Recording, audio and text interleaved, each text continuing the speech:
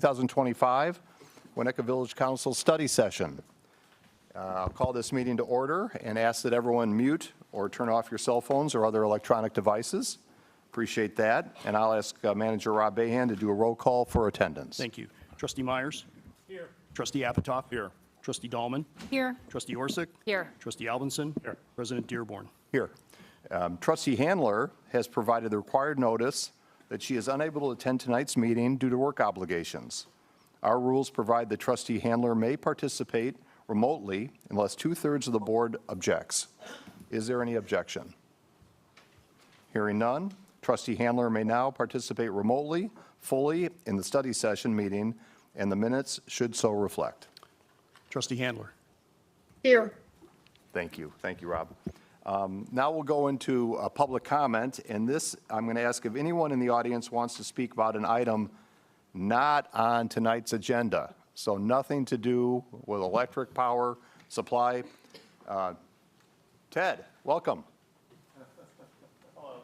Ted, hey Ted, let's go to the middle one here. Oh, middle one. Thank you.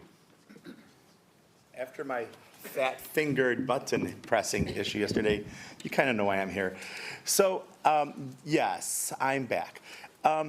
I've decided that I was a coward last year when I was falsely accused of trespassing by the village, and I chose to let the case be dismissed. And in return, I gave up my valid Section 1983 civil rights complaint, the possibility that a attorney had acted unethically, the fact that the police had violated the newly formed Body Camera Act law, and, you know, ultimately the fact that I gave up my right to traverse the public beach. So I've decided I can't live with that anymore. So I sent you guys an email. I was going to send it today, but fat-fingered. So I have a number of questions because the idea of trespassing is, you know, there's a legal standard, and I feel that none of that was met last time. And so next week, I'm going to try to do it towards the end of business, like when they're wrapping up construction, so that my general right of access to the lakeshore won't interfere with their specific right of use of the lakeshore. I'm going to head out there. If there's still a fence, I'll move it. I'll call the police before I go. They can come and meet me. We can walk the lakeshore together if they'd like. But if someone has a concern that I'm trespassing somewhere, then that person should at that time make the allegation, because they don't have a right to allege that I'm trespassing on the public trust land. That's only for the state, and the state doesn't even have that right. And they have a duty then to show where their property begins and ends, and that notice was provided, right? You can't just say, my property ends at that crack, and you can't cross it. So we'll see what happens next week, but I'll call you guys. I hope the police will come out and escort me. So that's about it. I'll stop talking. Everyone got this except for the village attorney, because he wasn't. I'm sure that someone forwarded it to you, but I just brought it down. Yeah, confirming receipt of the letter, Ted, thank you, and it will be reviewed. So we appreciate that. We have a signed-up sheet for public comment. There's a John Anderson, and this is not to do with electric? No, that's for electric, I'm sorry. Oh, nope, wrong public comment. Okay. So I will now, anyone else public comment on issues not on the agenda? Okay, so we'll close public comment and move on to the IMEA contract renewal follow-up, the Winnetka Future Energy Supply Considerations. The council has been analyzing the renewal of IMEA power sales contract and capacity purchase agreement for over a year, conducting 3 study sessions, specifically in May of 2024, December of 2024, February of 2025, and now May of 2025, and participating in the Future Energy Coalition Forum, which was fantastic, and that was in October of 2024. Tonight, Village Water and Electric Director Nick Nari will provide an update, followed by energy consultant Mark Pruitt from the Power Bureau. And if I could just make a couple comments. And first of all, we see all of us have a lot of friends in this audience right now, so thank you everyone for coming. We really do appreciate it. And I think it's fair to say that everyone in this room, everybody cares deeply about the environment. So there's no question about that. I think we could also stipulate and agree that this is a pretty complicated issue, and we're going to do the best we can to work through it. That I pledge. It's an area that's in transition, it's evolving, it's somewhat in flux. We all understand that. We're all looking into the future, and the crystal ball can be a little murky as we look into the future. So with that being said, the way we're going to do this tonight is Nick Nari is going to speak. Nick runs our electric and water department, and give a presentation, followed by Mr. Pruitt, who's going to speak. And then we agreed with the Winnetka Future Energy Coalition, with one of their representatives who I interacted with directly, to offer 15 minutes of public comment, during the public comment, to make sort of a presentation for 15 minutes, no more than 15 minutes. That's going to follow Mr. Pruitt. Then we will, part of that idea was to maybe cover some of the issues that would otherwise come up in public comment. We'd prefer not to have duplicative topics come up. If people still want to have public comment after those presentations, that's fine. We'll see how many people want to speak, and we'll determine the length of that public comment period. And then we'll go around, the trustees will have the opportunity to ask questions to any of the speakers, and then we'll go from there. So that's kind of the agenda for tonight. So we'll start out, and I'd ask that, we can get all impassioned in this. If we could keep the clapping or the booing or whatever down, we'd appreciate that, and just make it a good decorum here in Village Hall tonight. So we'll start with Nick Nari. Thank you, Nick.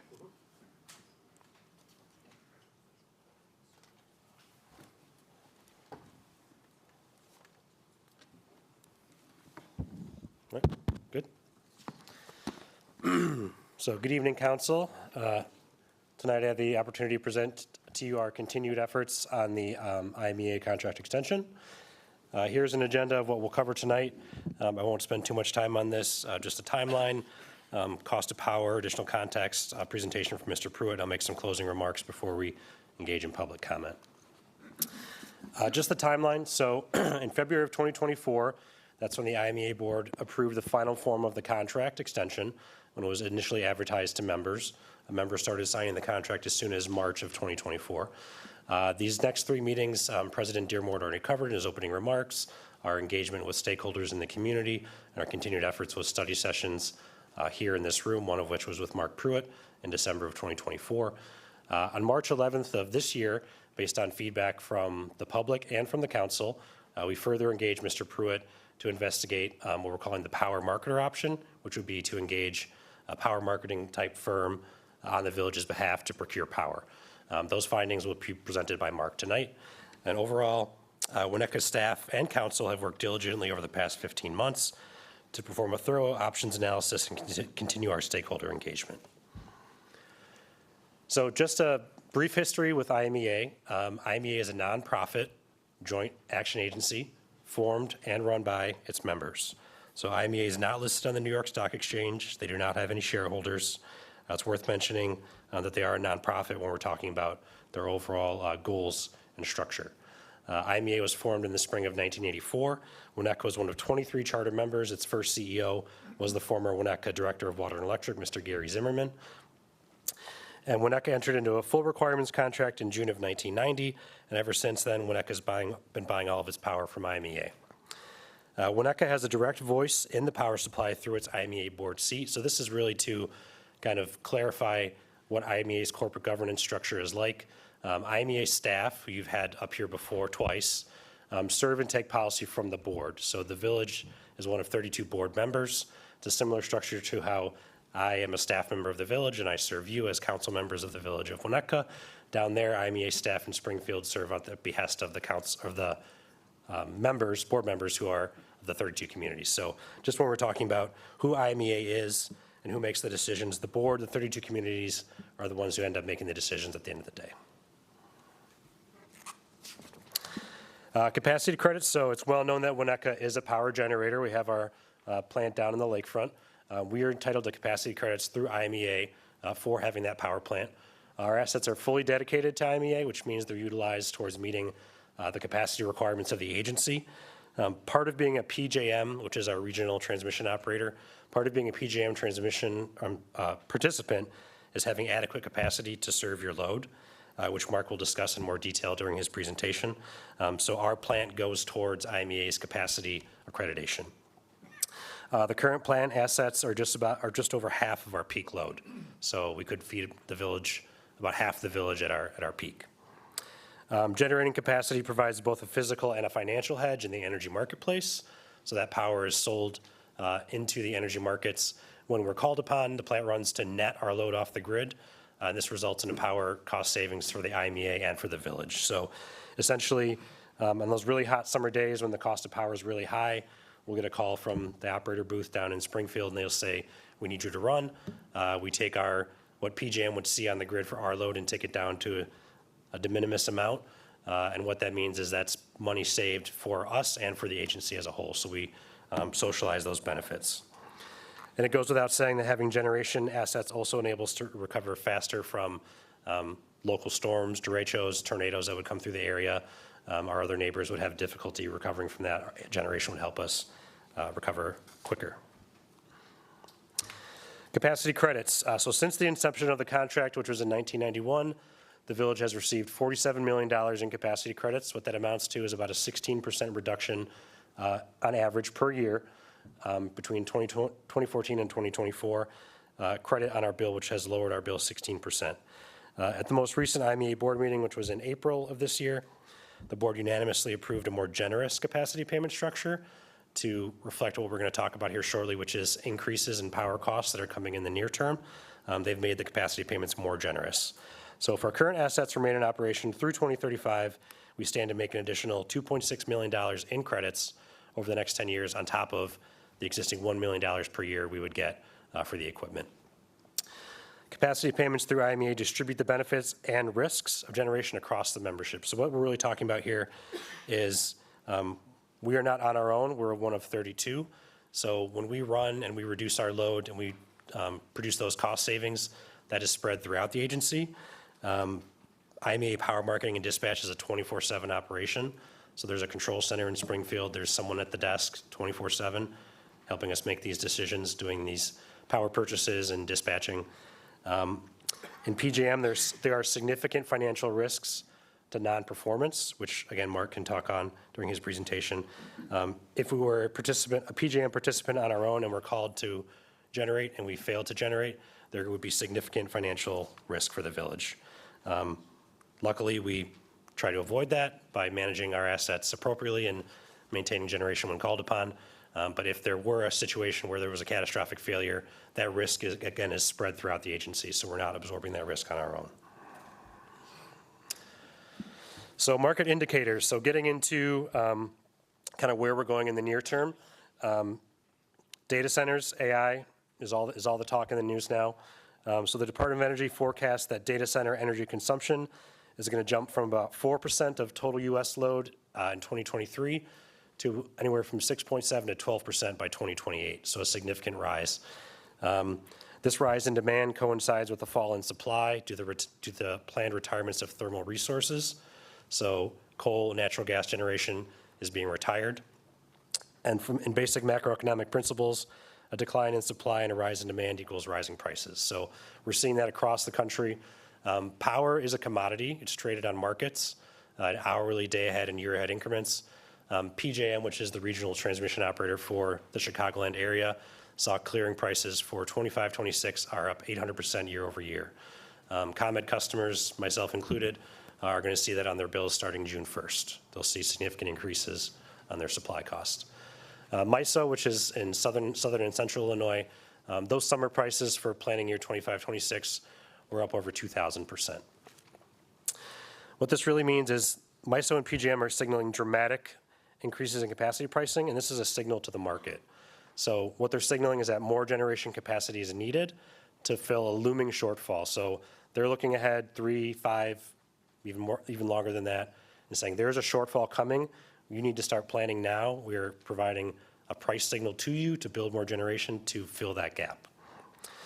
What does inadequate capacity mean? That means inability to meet demand, emergency load shedding, which would be blackouts or brownouts, which I'll talk about an example of when that occurred here shortly, back in 2022. So these are some further market indicators. These are just headlines. Again, most of these is centralized around AI and data centers, but the same argument could be made about electrification of vehicles. Essentially, we are adding demand, electrical demand, onto the grid that currently does not exist. So the power to meet AI demands either currently doesn't exist or has not been brought yet to the market. If the U.S. wants to be an AI superpower, which I have no doubt that it does, that power needs to come from somewhere. It needs to run all the time. Data centers are server farms at the end of the day. They run constantly.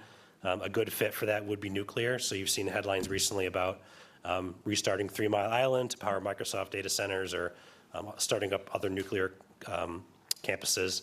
Again, the demand is there. The supply needs to be there all the time, and you're seeing these market signals. It's worth mentioning when we're talking about data centers that there are single data centers with a demand that's twice the size of the entire village of Winnetka or more. So when we're talking about the village's competitiveness in the marketplace, we are competing out there with the Metas, the Amazons of the world, who are have significant higher demand for their projects.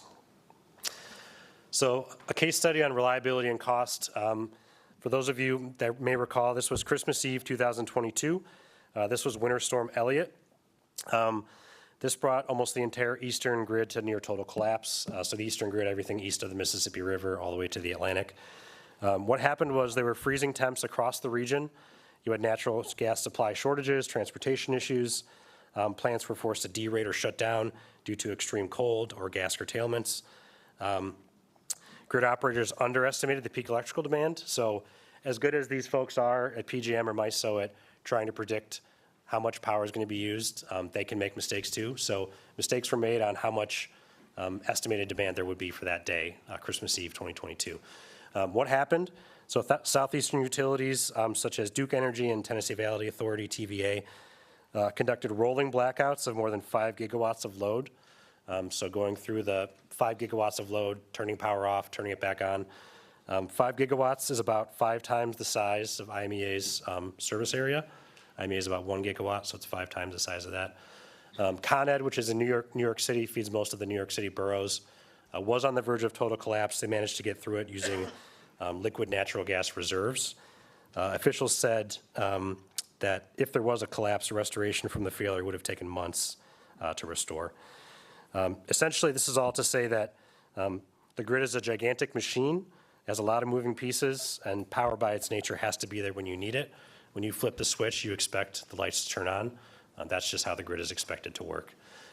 In terms of pricing for this event, so real-time power prices in the PJM zone jumped to $3,700 a megawatt hour on Christmas Eve 2022. Day-ahead markets, so on Christmas Eve, those analysts thought it was only going to cost $250 a megawatt hour, so more than 10 times the cost on that day.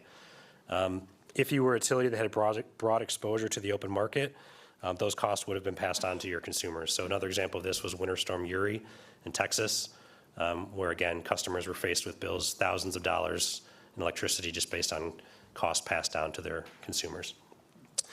What did Winnetka do? Winnetka ran our 2 diesel generators, which is 5 megawatts. We were called upon to do this by IMEA. We ran those for 2 straight days, so Christmas Eve and Christmas, to lower our load. So we were doing our parts to help the grid as a whole to lower that profile. So getting into the cost of power, IMEA continues to provide affordable, reliable, and sustainable powers to our members. In fiscal year 24-25, so far we are 2.8% below the projected budget for power cost. IMEA's power supply costs, the portions of which they control, are still less than fiscal year 2013-2014. It's important to mention that stable power costs allow the village to perform long-term planning. So the Winnetka Electric Utility and water utilities have no debt. We do everything on a pay-as-you-go basis. So for us, having stable pricing year over year allows us to do long-term planning, 5 or 15-year planning, because we know what our power costs are going to be. And what we do with that is we make sure we have adequate cash flows to put money back into the utility. So we're burying power lines, we're making improvements to the reliability for Winnetka residents. We can only do that based on really good, solid financial planning. Winnetka capacity credits reduce our overall power cost, and we have one of the lowest cost portfolios in the agency due to our capacity credits. Instability in the wholesale market, as I just discussed, is only projected to have a minimal impact on IMEA members due to owned assets, owned generation assets, and other hedges. They only have about 10% of their portfolio is exposed to the open market, so very limited exposure. In terms of the cost of power, when we're talking about what is really a true comparison for Winnetka, PJM spot pricing, so locational marginal pricing is a term used for the cost of power in this region. PJM locational marginal pricing represents the typical load factor of the entire RTO. So you think of all the customers between here and the Atlantic Ocean. You've got a lot of commercial, large industrial customers who have a lot higher load factor. When you have a higher load factor, you have a lower cost of power because your load is more spread out over those 24 hours of the day. Winnetka's load is a majority residential. We are a bedroom community. Our load usually peaks between 4 and 7 p.m. when people are getting home, turning on the air conditioning, their appliances, whatnot. So our peak generally coincides with the system peak, and our load is very predictable, has a very poor load factor. So we don't benefit from that higher load factor that the majority of PJM would benefit from. Another point to mention is ComEd owns no generation assets and therefore has no financing cost to pay for those assets. So during deregulation, ComEd's used to own generation. It was spun off to Exelon, now Constellation. So ComEd doesn't have to carry any debt to finance long-term supply costs for power plants, which is important to mention. PJM locational marginal pricing doesn't factor in any value-added services from IMEA that are a requirement to be a PJM participating member. Mark is going to discuss this during his portion of the presentation. The labor that's involved with being a participating member in PJM will come at a cost. That's either directly through village FTEs or contracted. Either way, you're going to have to pay for that expertise. ComEd does add supply-based riders onto bills that are not directly reflected in the supply portion of customer bills. So those of us that are ComEd customers, there's a supply portion, a delivery portion, and then all the other stuff at the bottom where they add in all the taxes and fees. So there are supply-based riders on the bills. In 2024, those added about 29% to bills, 29%. And lastly, PJM spot pricing doesn't factor in hedging. So hedging is very important to reduce your exposure to volatility in the marketplace, which I was just discussing. 800%, 2,000% increases in year-over-year in cost of power. It would not be prudent business practice for us to go completely unhedged into the power markets. Here we have a comparison for cost of power. So this table, on the left you have IMEA's total budgeted cost of electricity, which is in dollars per megawatt hour. You have the Winnetka rate in the center column. This is when you include our capacity credits. And then on the far right column, you have the ComEd average historical pricing. This is the ComEd price to compare, which is publicly available data through the ICC. This is the true ComEd cost that you pay for supply on your bills, and I can speak to the accuracy of this data as a ComEd customer. While IMEA's budgeted power supply costs are higher than ComEd's over the last 10 years, Winnetka does benefit from those capacity credits. And again, the cost for ComEd does not include any supply debt. This particular data doesn't include any supply riders, which would add to this cost. And again, so we're strictly talking about power and transmission. 8 of the last 10 years, Winnetka had lower power supply costs than the ComEd price to compare. When you factor in the capacity credits that we get for generation, we've saved about $5.56 million over ComEd over just the last 10 years. So additional context for those when we're framing this decision. Naperville's Public Utility Advisory Board, which is a lower board in the city of Naperville, they approved a recommendation from Customized Energy Solutions, CES, who was their consultant of choice to evaluate Naperville's options. It's important to mention Naperville's system demand is approximately 10 times ours. So when we're talking about being in the marketplace, We're about 1/10 the size of Naperville. This is verbatim from their materials. CES recommends that Naperville continue to procure energy and capacity through IMEA while leveraging the MDR clause in its contract to explore renewable energy procurement via PPAs, which is purchase power agreements. By starting with the 10% of its peak load, they can gain valuable experience while maintaining rate stability through IMEA's supply stack, which I'll talk to when I get to my sustainability section, but really CES is recommending to do both, to accomplish both. As of the April 2025 board meeting, 27 of the 32 members have all signed the power sales contracts and capacity purchase agreements as is with 0 changes. And although the April 30th deadline passed, a decision on a possible extension of the open contract period through August is expected to be on the June IMEA board meeting. So a decision will be forthcoming on whether or not the open contract period can continue. And just to mention, in terms of the other members, other 27 who have signed, there's 1 member who is larger than us in terms of load, 2 members who are very similar sized, and the majority are smaller than us.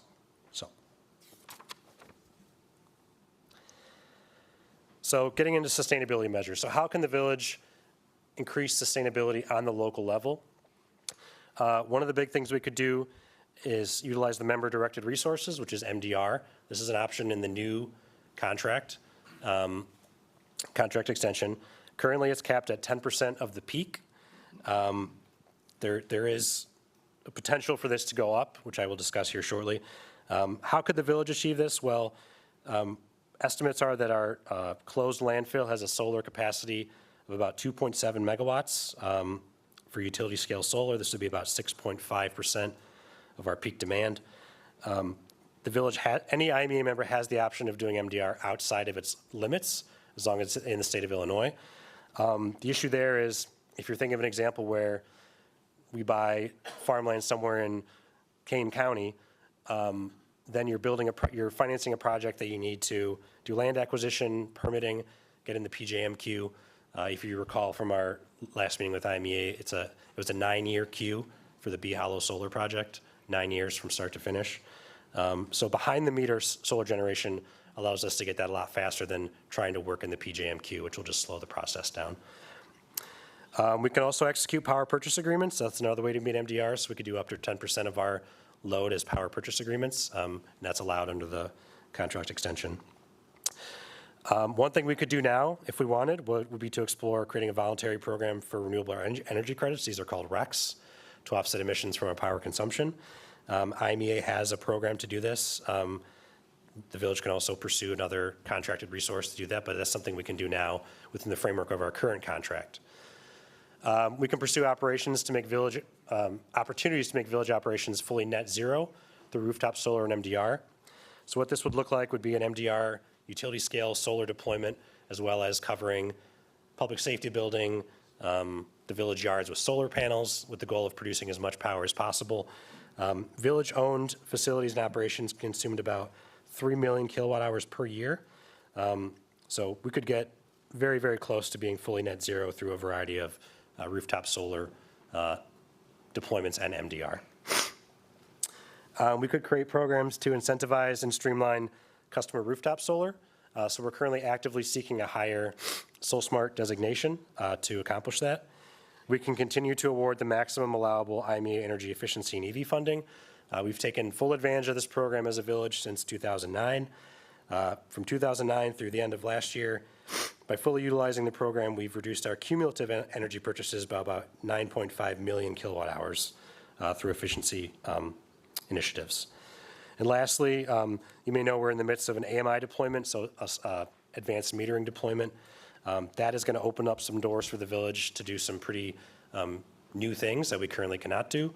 One of those is called demand response, where you could create a program to incentivize residents to help the village lower the village's peak demand during those hot summer days, which obviously would lower our costs. So that's something that AMI is going to open the door for us.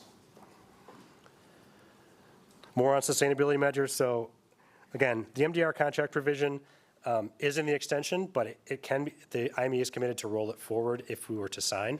So we don't need to wait till 2035 to do MDR. If the contract extension was signed, we could do it day one.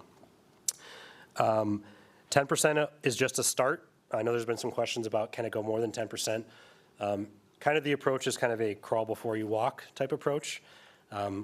We know we can't even do 10% within the village limits. So in order to ask for more than 10%, we would really need to demonstrate to the IMEA board, 31 other communities, how are we going to do more than 10%? So we would really have to have a plan to accomplish that before we even ask for an increase. Village staff are actively working on Pillar 4 of the comprehensive plan, which includes drafting a climate action plan. The village also recently hired a sustainability coordinator. The village, as an IMEA board member, has a vested interest in shaping the power portfolio and ensuring progress on the long-term sustainability plan for 32 member communities in Illinois. Last thing, IMEA is a nonprofit, so there would be a business incentive for pursuing renewable resources that as the overall market shifts towards an economical, dispatchable solution, as those are going to lower costs to the membership. So IMEA works on behalf of its 32 member communities. So if there is a renewable or, in some sense, a safe, cost-effective nuclear solution that would be dispatchable and would present lower costs to our entire power portfolio, then IMEA would have no reason not to pursue it. The goal as a nonprofit is to give us the best, lowest cost product. So that's the end of my portion of the presentation for now. I'll turn it over to Mark. I'll do a quick introduction here. So Mark Pruitt has more than 30 years of experience in the Illinois energy sector. Since 2011, Mark has served as the independent energy consultant serving clients such as Argonne National Laboratory, the Illinois Senate, and independent power producers. Mark served as the first director of the Illinois Power Agency, where he secured electricity supply on behalf of approximately 4.7 million residential and small commercial customers served by ComEd and Ameren. Mark is also an adjunct associate professor in the Master of Science in Energy and Sustainability program at Northwestern University. So with that, I'll turn it over to Mr. Pruitt. Can I just say that we were first introduced to Mark at the Future Energy Coalition Forum back in October. So Mark had no previous affiliation with the village. That's where we met Mr. Pruitt. We were impressed, and in March of this year, we knew we needed some muscle in this endeavor to understand this decision better, and so the village retained Mr. Pruitt in this capacity.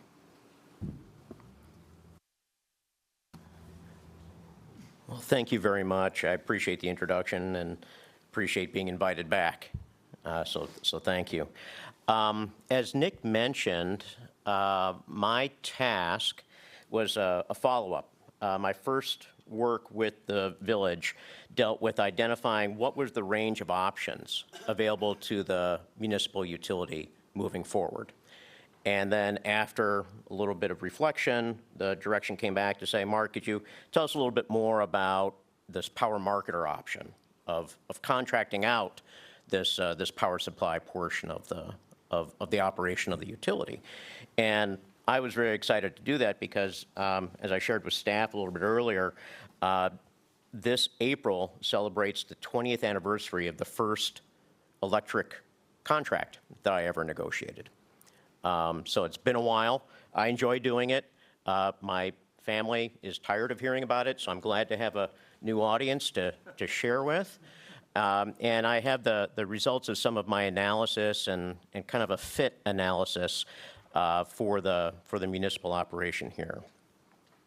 So before jumping into, well, what would the price be and who could we contract with, I wanted to start a little bit more broad.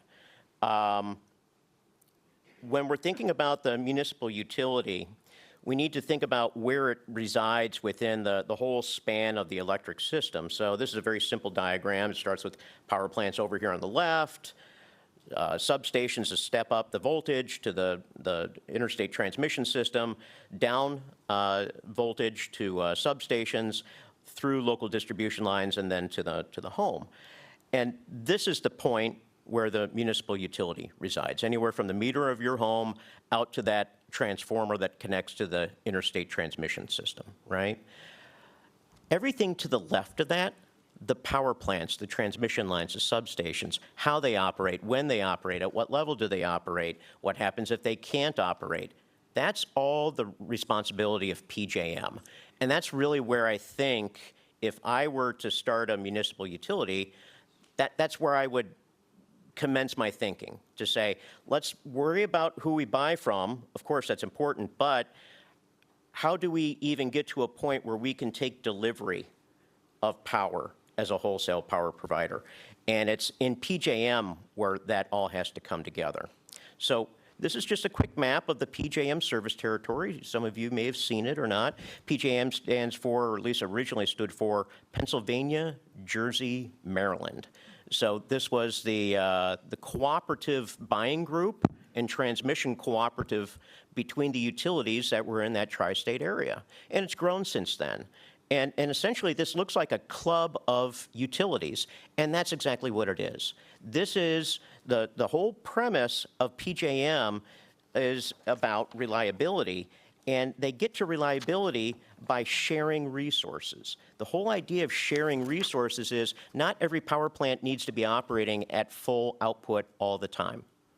Right? That's not always efficient. By coordinating between owners of different power plants and managing the transmission lines that link those power plants to the load centers, that's what PJM does. Okay? So if the whole thing is about reliability and transparency, then you really need to have a lot of coordination. And that's really where a lot of the work comes in being a wholesale market participant. A PJM participant is what you would need to be if you were to separate from IMEA, go on your own, and find someone to sell you power, right? There's plenty of people to sell you power, lots of them. I reached out to a dozen, went into in-depth interviews with 8 of them. We can always talk to more. And they are very interested in your load. You know, I'll just tell you that. You look like a great opportunity to them, right? And these are familiar names. You see them advertising on the billboards of the side of the highway. It's Constellation, it's NRG, it's these companies that are in Illinois typically called retail energy suppliers. But I've transacted with them for a number of years in many different iterations, and now sometimes generations of employees. But what I think is really key to bear in mind as a municipal utility, as a PJM market participant, is that out of all these 6 categories that I highlight here, your retail energy supplier or your power marketer or, you know, what do we call them, alternative providers, they're really only going to consistently provide you services in market operations and load management. That's their area of expertise. That's what they really do best. And that's where, across the board, they all said, yes, we will do that. To varying degrees, they would consider some of these other categories. And some of these things they can't do for you. So, as a for instance of something they can't do for you. They can't be the PJM member for you. You're a load-serving entity. You need to be a PJM member. You need to fill out the application. You will need also to enter into 4 separate agreements with PJM that identify how you are going to operate and that you agree to meeting the stipulations of PJM as well as the Federal Energy Regulatory Commission, right? This is all about reliability, so there's lots of contract language about who does what when and what happens when that doesn't occur. There's also some things that maybe your local municipal staff should be doing or a contractor should be doing separate from your supplier, such as figuring out your general planning for your load forecast or your legal activities or just managing your transactions. These are not file and forget contracts. This is not buying the extended warranty on the washer dryer set, right? This is something that has to be opened and examined every day, and it's going to take time and money. Can a retail supplier do this or a power marketer do this for you? Yes, but they're going to do it at a cost plus their margin, right? So, of course, you can contract out for a lot of things, but my sense is that if it were me, I'd probably let them focus on what they do best, and you represent your interests. Because, in the end, they're there as your contractor. They're not there to outsource your management function. You know, that's something that large manufacturers I deal with have had to come to grips with over time. So how do these entities operate? There's two categories. These are my labels. There might be other labels in the market, but most of them are resellers. So these are your Constellation Energies, your NRGs, your retail energy suppliers. There's a number of them that operate in the state and in PJM, and they're excellent. They do very, very good work. I transact with them on behalf of clients all the time. Their business model is that they buy wholesale power and then they sell retail power. They make a markup in the middle. That's it. They take great big chunks of power, probably 50 megawatt blocks, and then they break it down into smaller blocks for sale to customers who don't need 50 megawatts at a time. You see some examples up there, Constellation, Direct Energy, Calpine, and they make an adder. If you need them to do more services for you, they'll increase the adder. If you need less, they'll charge less. So the idea here is, okay, they can get this all scheduled and delivered for me. Usually, you want to tell them how you need this done. Do you need them to secure all of your electricity needs at a fixed price with no variability? Or do you need them to secure 50% of your needs, and you leave the other 50% exposed to the market variability, right? These are all decisions that you need to make, and they carry them out. Then you have service bureaus. Service bureaus are a little bit different. They operate as advisors. They will find your suppliers for you. They will help review contracts with you. They will help negotiate price and terms with suppliers, but they're not going to sign the contract for you. They will get it all together for you, but ultimately you need to execute on those contracts. And there's some very large organizations that do this. ACES, for instance, is an entity outside of Indianapolis and Carmel. They're right down the street from MISO, who you heard Nick mention, a wholesale market manager in the Midwest. They manage wholesale transactions for a range of electric cooperatives, municipals, large industrials. Right? So they're out there, they do a very nice job, and they're very competent, but they will only take direction. They are not going to execute on your behalf.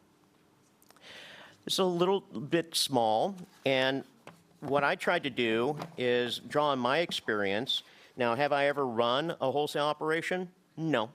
I did run a retail operation that delivered natural gas and electricity to all the state facilities for a number of years and had to bump into a lot of these same functions at that level. And then I also managed the Illinois Power Agency, which managed transactions between the ComEd, Ameren, and wholesalers, and I observed their operations fairly closely. Could you staff with less than what I've designated here? Yes, you can always go cheaper. But my sense is that these are really the fixed services that any municipal utility is going to need. You would probably need the same staffing if there were 2 municipal utilities, or maybe even 3 municipal utilities. These are more or less fixed prices or fixed costs of the operation. So a lot of these are what IMEA provides for you right now. And to my understanding, most of the other municipal utilities operating within PJM are part of larger organizations that contract out or share these services amongst themselves. So being a solo operator in PJM, pretty rare, unless you're a large investor-owned utility. But again, you're going to be incurring, I think, somewhere in the neighborhood of these costs for these services. Whether you do it yourself or if you contract it out, that's not really the material issue. The material issue is to meet your PJM obligations, you need to really treat this as a business, and you're going to sign contracts that will obligate you to perform a number of these functions. So, can you bid this out? Well, based on my background, I'm prone to say, yeah, of course you can bid it out. I like bidding out. That's what I do for a living. But let's think about what you would have to do that. Once you've set up and you are all ready to go with your operation, you know how you need to perform for PJM, you know who's going to do what, now you've decided who you're going to bid this out to. Great. Here's your challenge. First challenge is going to be not your volume. Your volume, I think, is fine, right? You're larger than, you're about the size of a large manufacturing entity, so you're within the realm of what a lot of suppliers can provide. You're pretty small when it comes to a wholesale entity, but that's okay. That can be managed. What I think your challenge is going to be here is your timeline. That's the fact that you're going to be under an agreement for your supply with IMEA through 2035. So part of what you're, I think, going to be asking is, can you be my power supplier and start deliveries in 2035? I think most providers are inclined to say yes, but it's going to be really hard for them to give you a price. And that's because we don't know what the price is going to be in 2035. You know, as an analogy, buying large equipment like a fire truck or property, you know, that it's hard enough if you're going to try to do it face-to-face and try to get the transaction done today or this week or this month. If you are trying to negotiate a transaction that actually closes 10 years from now, you're introducing a lot of different risks into that scenario. So I just identified a few of those. So there's market risk. First question is, what will the wholesale price be in the future? I don't know. As Nick said, on a year-to-year, year-over-year basis, capacity rates in PJM rose 800%. Did we know that? No. Did I know it was coming? I knew it was going to be higher, or I felt in my heart it was going to be higher. If I knew it was going to be that high, I probably would have gone short and, you know, done pretty well. But I didn't, because I don't know. And that's a few months down the road, right? This is years. So this is a real challenge. How do you know what that power is going to be worth? You've got regulatory risk. How do we know that we contract for today is going to be allowed in the market 10 years from now? Can there be new capacity requirements that are imposed by FERC or PJM in the intervening 10 years? And if those capacity requirements increase for your entity, who bears that added cost? Don't know. You're going to have to work that out and to look at that potential complication. And then there's performance risk. I have up here, you know, will the village actually meet its obligation and take delivery? Well, I had another thought here when I was reading the Energy User News this afternoon. What if your supplier's not there in 10 years, right? Or what if that supplier is someone you don't want to be associated with? And the thing that caught my eye was great company, NRG, just executed a multi-billion-dollar transaction with another company called LS Power to purchase 18 natural gas plants, power plants. So if you'd contracted with LS Power, how would they be able to honor the obligation for delivery in 2035 if they have just, you know, sold their generating assets, assuming those generating assets were going to support your contract? And then secondly, what if you'd contracted with NRG because they were a clean energy firm or cleaner energy firm, and now they've just taken on a bunch of natural gas? Is that a problem for you? Is a reputational risk, I guess. I'm not saying they did anything bad, but it just illustrates that things change in this industry, not just price on an hourly basis, not just the trend on a seasonal basis, but the actors and the participants and their drivers are also going to change. So trying to encapsulate all those potentialities in a contract today, I think is going to take an elevated level of expertise and time. And can you get there? I imagine you could. Are there going to be some things that get missed? Absolutely. I can guarantee it. Can you live with it? Maybe, right? But you have to start talking with some of these entities and get some of their ideas on what maybe could be done to mitigate that risk. So to that end, you know, just very quickly on to conclusions. I really think that the first thing to think about if you're going to go away other than IMEA is to take title and ownership of your PJM membership. I think that that's going to be critical. You're a load-serving entity that should be part of your process moving forward. You're going to need some time to figure out how that works and how you work in the context of PJM. I'd give yourself some time to do that. Nice thing is you have some runway here, right? So it doesn't have to be done next week. I also think that once you've figured out how this is going to work and who's going to do what, you're going to need some time to find that alternative provider. I have a year here. Could it be done in less time? Of course. But I was just trying to give you a flavor of a number of the things you're going to have to work through. I would not be surprised if you start talking to 5 and you're going to find that some of the interested parties taper off a little bit in their level of interest as things become more complicated because they have other things that they could be doing as suppliers. There's very few one-stop shop examples out there.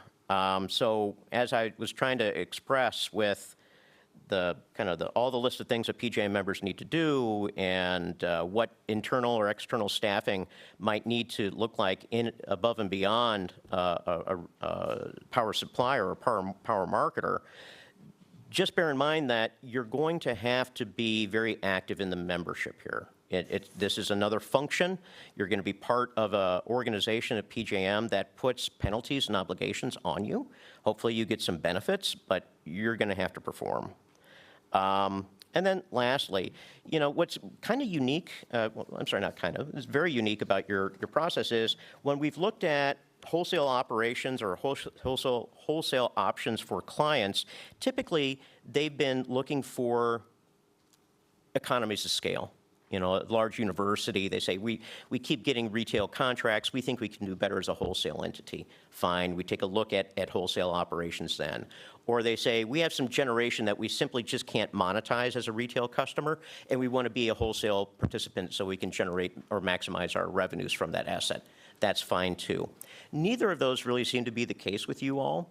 So I think maybe one last item here is you really are, if in the absence of a direct economic impetus or securitization of your generating assets, I think you're going to have to get real clarity in terms of what it is you're wanting to accomplish with this, because that's going to feed exactly how you're going to position your power marketer and then how you're going to arrange your other PJM obligatory functions in this entire context, right? Sometimes the economics make it real clear how you're going to do things. Absent that economic driver in this case, I think you're going to be a little bit different, which is fine. But that's why I think having a bit of time, as I mentioned up at the top, having that extended period of time to figure out what you want to get out of this is going to be very important because you're operating a little bit differently than some of the others in the sector. So again, there's nothing wrong with that. But getting clarity on your mission when you're taking on this type of task, risk, obligation is going to be advisable because it has to be worth it. So thank you very much for your time. Thank you, Mark. What's that? He's got one wrap. Oh, okay. Okay, Nick?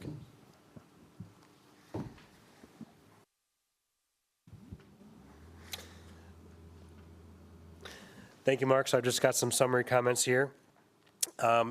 Just a reminder, WNECA was a founding member of IMEA. We've taken a strong role in shaping IMEA policy over time and can continue to do so going forward. Those of you that had the pleasure of working with Mr. Brian Keyes, you recall he was a fierce advocate. So he advocated for the village's benefits down there in Springfield, energy efficiency, member-directed resource, generation policy. These are all things that Brian lobbied for you on your behalf down in Springfield. We can continue to do that exercise going forward. WNECA's realized significant financial benefits on its power portfolio since 1991. Again, this allows us to provide stable, competitive rates to our customers so we can continue to inject capital into our system and improve reliability while remaining fiscally responsible. The energy market's entering a period of transition and volatility. Don't just take it from me, listen to what Mark just described. The question is WNECA as a small utility better positioned to enter this volatile marketplace on its own or as a part of a larger agency of like-minded nonprofit municipal systems? Reliability is the #1 priority of grid operators and utilities. Coal-based generation is going to run in Illinois until CEJA mandates, with or without WNECA's participation in IMEA. That's just a fact. PJM and MISO's responsibility is to make sure that adequate dispatchable resources are available in real time to constantly meet demand, regardless of the resource type. Again, reliability is the #1 priority. WNECA has options, as I mentioned, to increase sustainability locally while benefiting from the stability of the IMEA power supply cost. This is precisely the recommendation that Customized Energy Solutions gave to Naperville. So, and with that, I am Okay. done. Thank you, Nick. Yep. As mentioned earlier, we'll hold off on questions from council to the various presenters. And then we're departing a little bit. We're going to open public comment now, but we're going to open it with our agreement with the Winnetka Future Energy Coalition to give them 15 minutes to make a presentation, which I think will be interesting. And Laith Amon, Laith, are you here? There's Laith. And I actually have a biography. You want me to read this, Laith? So, Sure. Laith Amon is an energy industry veteran and clean power advocate with over 20 years of international experience in the engineering, construction, and transformation of energy assets, spanning hydrocarbons, natural resources, and electrical industries. Laith has lived in Winnetka for 11 years, along with his wife Laura and daughters Sophia and Victoria. He currently leads growth and development for one of the largest energy transition consulting and audit companies, Eco Engineers LRQA, driving decarbonization and environmental advancement globally. Some of the highlights in Laith's energy career have included a strategic advisor to OPEC from 2006 through 2009 and leading the concept development for the world's largest concentrated solar plant in Morocco, a $9 billion clean power plant. So this is a person with some experience. Thanks for being here. Thank you very much for that very generous introduction. And I think that really is why the Future Energy Coalition has asked me to consolidate the remarks and present to you. And even though I have that kind of experience in energy for these last sort of 25 years that I've worked in it, this process that I've been in, working with the community here in Winnetka, has really opened my eyes to the fact that actually we have amazing expertise in this community. I've had the opportunity to talk to very fine legal minds, people who've done really interesting work commercially in energy and power procurement, and people who are, developing really important renewables projects live in Winnetka. So in addition to engaging with our community on this topic to develop these remarks, I've also had the opportunity to talk to some of our peers in some of the other communities that are considering the same contract extension that we are with IMEA. And I guess it's in the spirit of that I would say that the conclusion that I would like to talk about that I've come to with regard to the extension of this contract is that the contract is a really bad contract, and it is a really bad time to actually be extending that contract right now. And by bad time, I would just point out to the fact that we are in a contract which extends through till 2035, but this is 2025. And I think, one of the important points that were made during the engagement of the power marketers that were done in the report that we've seen is that it really is too early to make commitments about energy provision, what that might cost, what the generation mix might be. And I think that's actually a good point. It is too early. So, the idea that we are in somewhat of a high-pressure environment where we need to respond to a time limitation to provide our commitment this early on, it really does work against our own interests, actually, because in some of my remarks here, I'll explain that I think we do see a very significant opportunity which will work in our favor to develop an energy plan and to identify what our goals are and how we're going to meet those goals through a process to get what we want out of this. But just thinking about all that we've heard in terms of the economics, I will say one of the things in this changing world environment that has been very consistent and is very clear, if we look back over the last 15, 20 years, is that the cost of establishing generation from renewables pretty consistently and quite dramatically decreases over time. And the cost of obtaining power from conventionally generated fossil plants goes up over time. So if what we're contemplating here is signing a long-term contract which includes an important component of conventional fossil generation, then that I don't believe is a commercially smart move for us to make. Bloomberg New Energy Finance last week released a very important set of new findings. They called it a second tipping point in energy generation. The first tipping point, which happened many years ago actually, is when the cost of decarbonized clean power, when you establish that generation asset, the price became lower than building out conventional fossil assets. I think this is something we all know. The second tipping point, which we're pretty much at now in the US, and we're already at in most other parts of the world, is that it is pretty much economically viable to close conventional fossil generating plants now and replace them with new renewable generating assets. So if we're talking about the decreases over the next 10 years in renewable, decarbonized, clean power generation assets going down between 22 and 49% in that period of time, which is what this report states, we're going to inevitably be in a situation, if we lock ourselves into conventional power generation, where we are in a contract that is too expensive. And I think if we look back, notwithstanding the fact that we probably had very good reasons to be in this contract with IMEA, I think if we look back by any set of metrics, we'll find that we overpaid for our power. I think our models that we've got in our group would say that we've overpaid by about $30 million over that period of time. And I think even the most conservative models that we've seen already this evening would say we've paid more for our power. So, you know, we have to understand the conventional economics that are really apparent.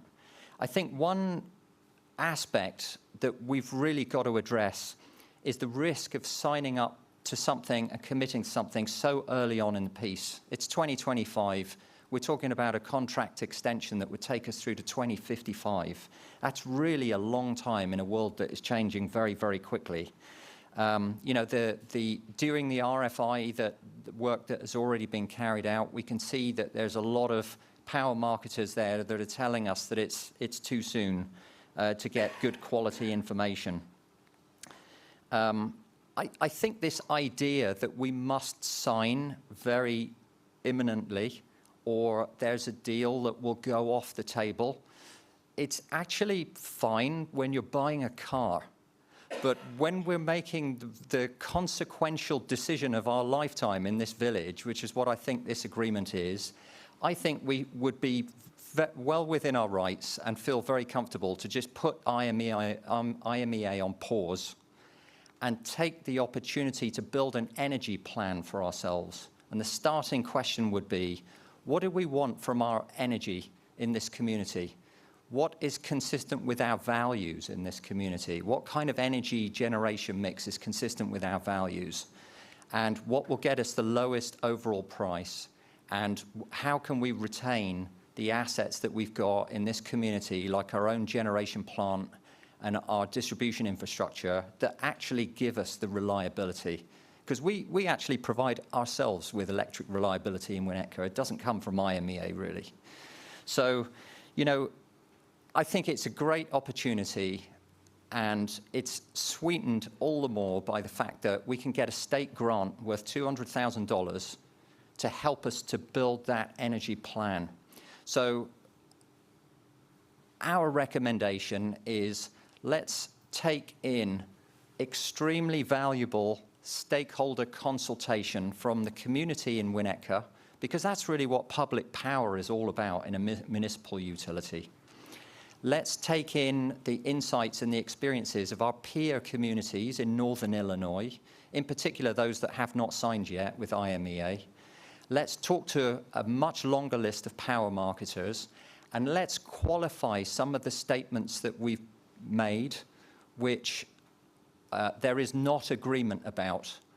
For instance, that we would have to become a member of PJM, and it would incur all of those costs that are over $1 million, and that we would have, to put up bonds and different types of financial instruments.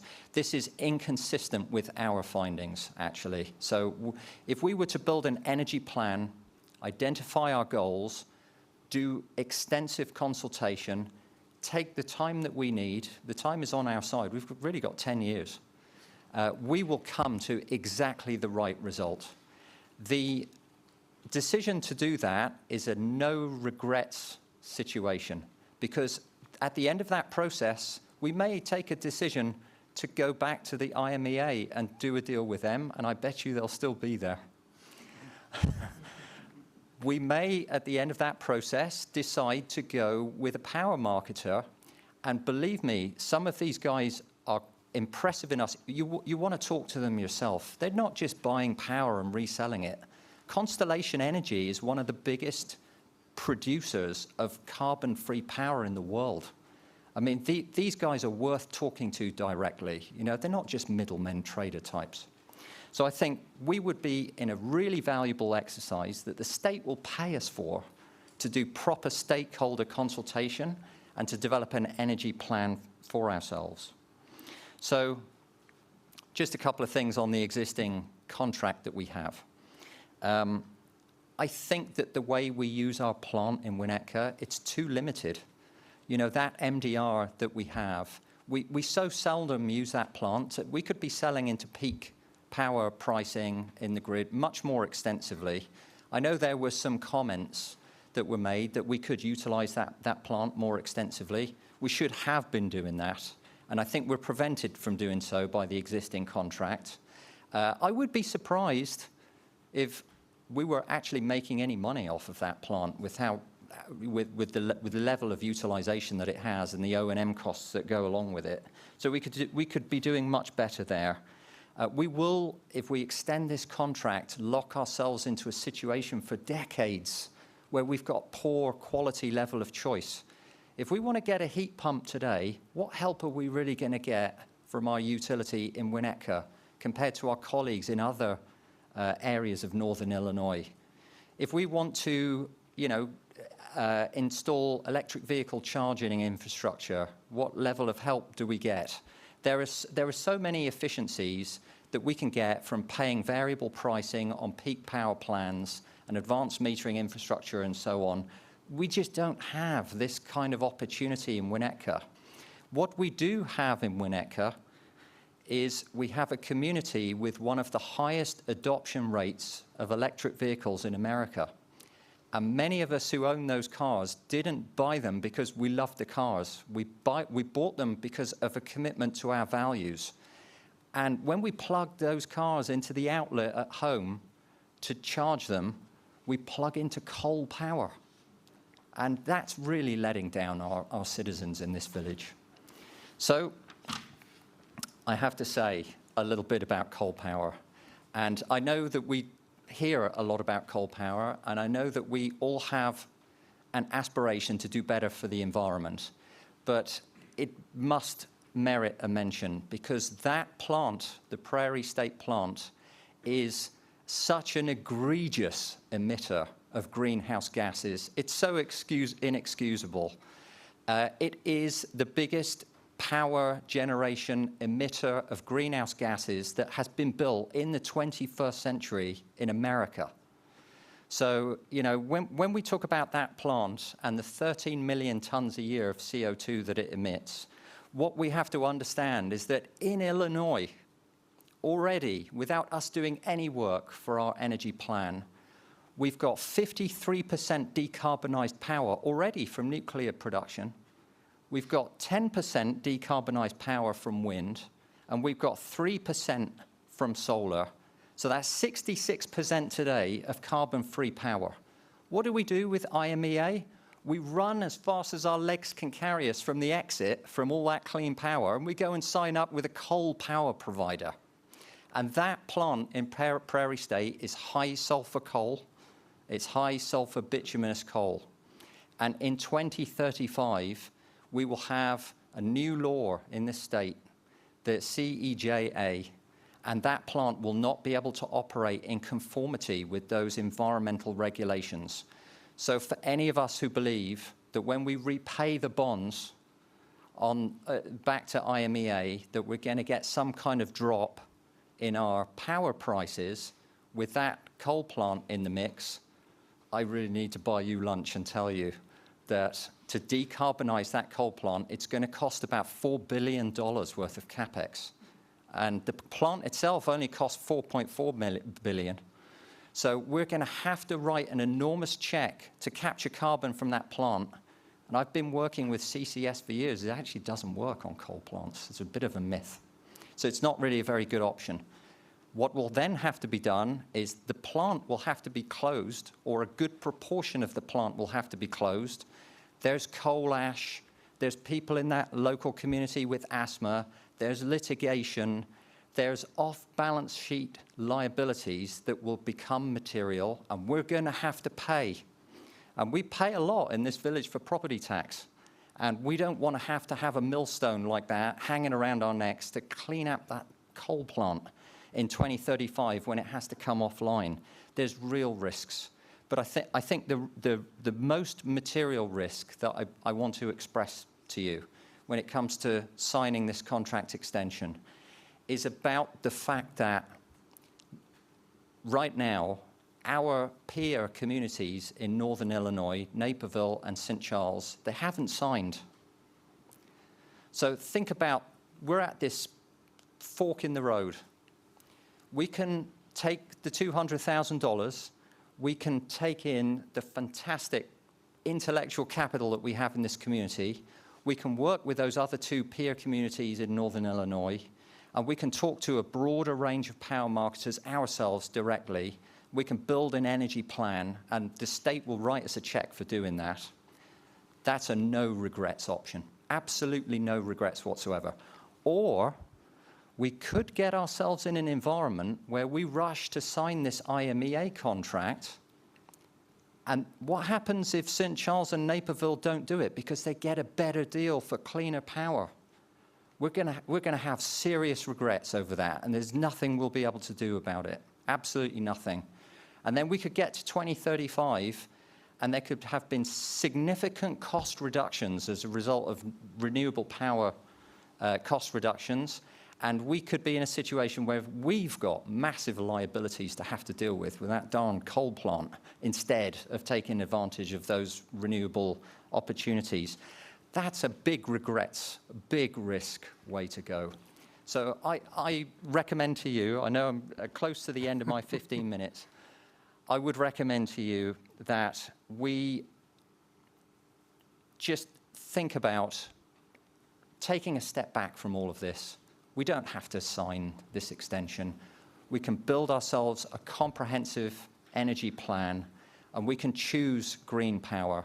Because at the end of the day, when it comes to environment, it's actually not what we say, it's what we do. We have to do. We have to do right. We have to do consistent with our values.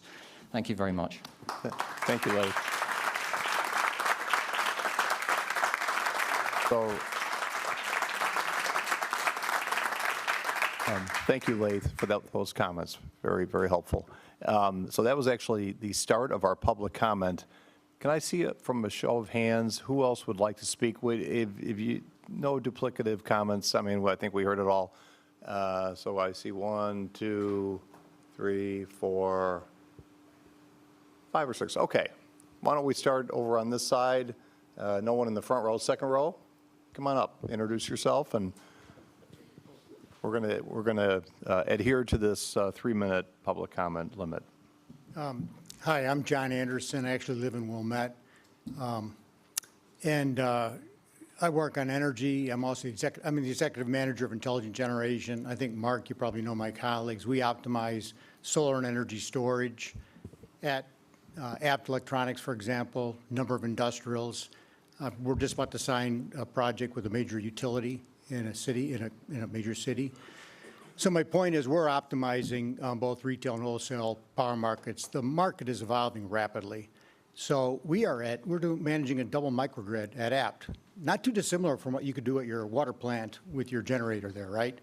And both generate frequency regulation revenues. We're members of PJM, but also shave your peaks on capacity. and transmission and generate real good returns. I wanted to add to this gentleman's comment that, I started working in '79 in the North Shore. It's a long time. I know a lot of the leaders up and down the shore, and I don't know many communities that are doing what you're all doing. I really don't understand. It's kind of a legacy that you got your own utility. I know you call about your peers being Naperville and what have you, but I mean, not in Wilmette, not in Lake Forest, Lake Bluff, where I grew up, or Highland Park, or any of these towns. I mean, they're doing just fine by buying market electricity. And so as you look at your alternatives, I would encourage you to, I've encouraged your sustainability leader to talk to our sustainability leader, Lucy, who actually in Wilmette buys our energy. She's negotiating that with a energy broker right now. I think it's MC Squared that provides it. But it's a very dynamic market.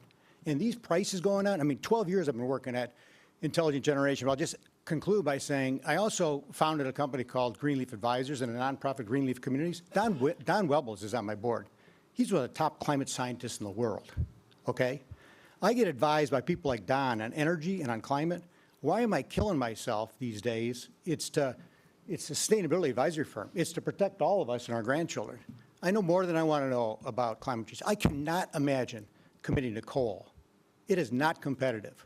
We're in the biggest transition that's ever happened in this world, in the biggest market in the world.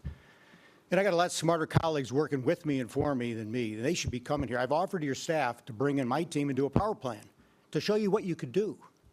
So I encourage you to invite others in to look at a broad-based alternative as you go forward. Sorry to get a little emotional, but this stuff is 24/7 for those of us that are working to build a healthy and sustainable world. And I welcome you to look at Greenleaf Advisors, Greenleaf Communities, and Intelligent Generation. Any of the people I work with will be here to help you. Thank you. Thank you very much. Who else on this side? Go ahead. Yeah. Thank you. My name is Ted Ballard. I'm from Naperville, and I'm one of the co-chairs of NEST, Naperville Environment and Sustainability Task Force. Can you all hear me okay? All right. I'd like to speak directly to the point Director Nari raised about Naperville's Public Utility Advisory Board voting to recommend that Naperville sign the current contract extension. I was part of that process, but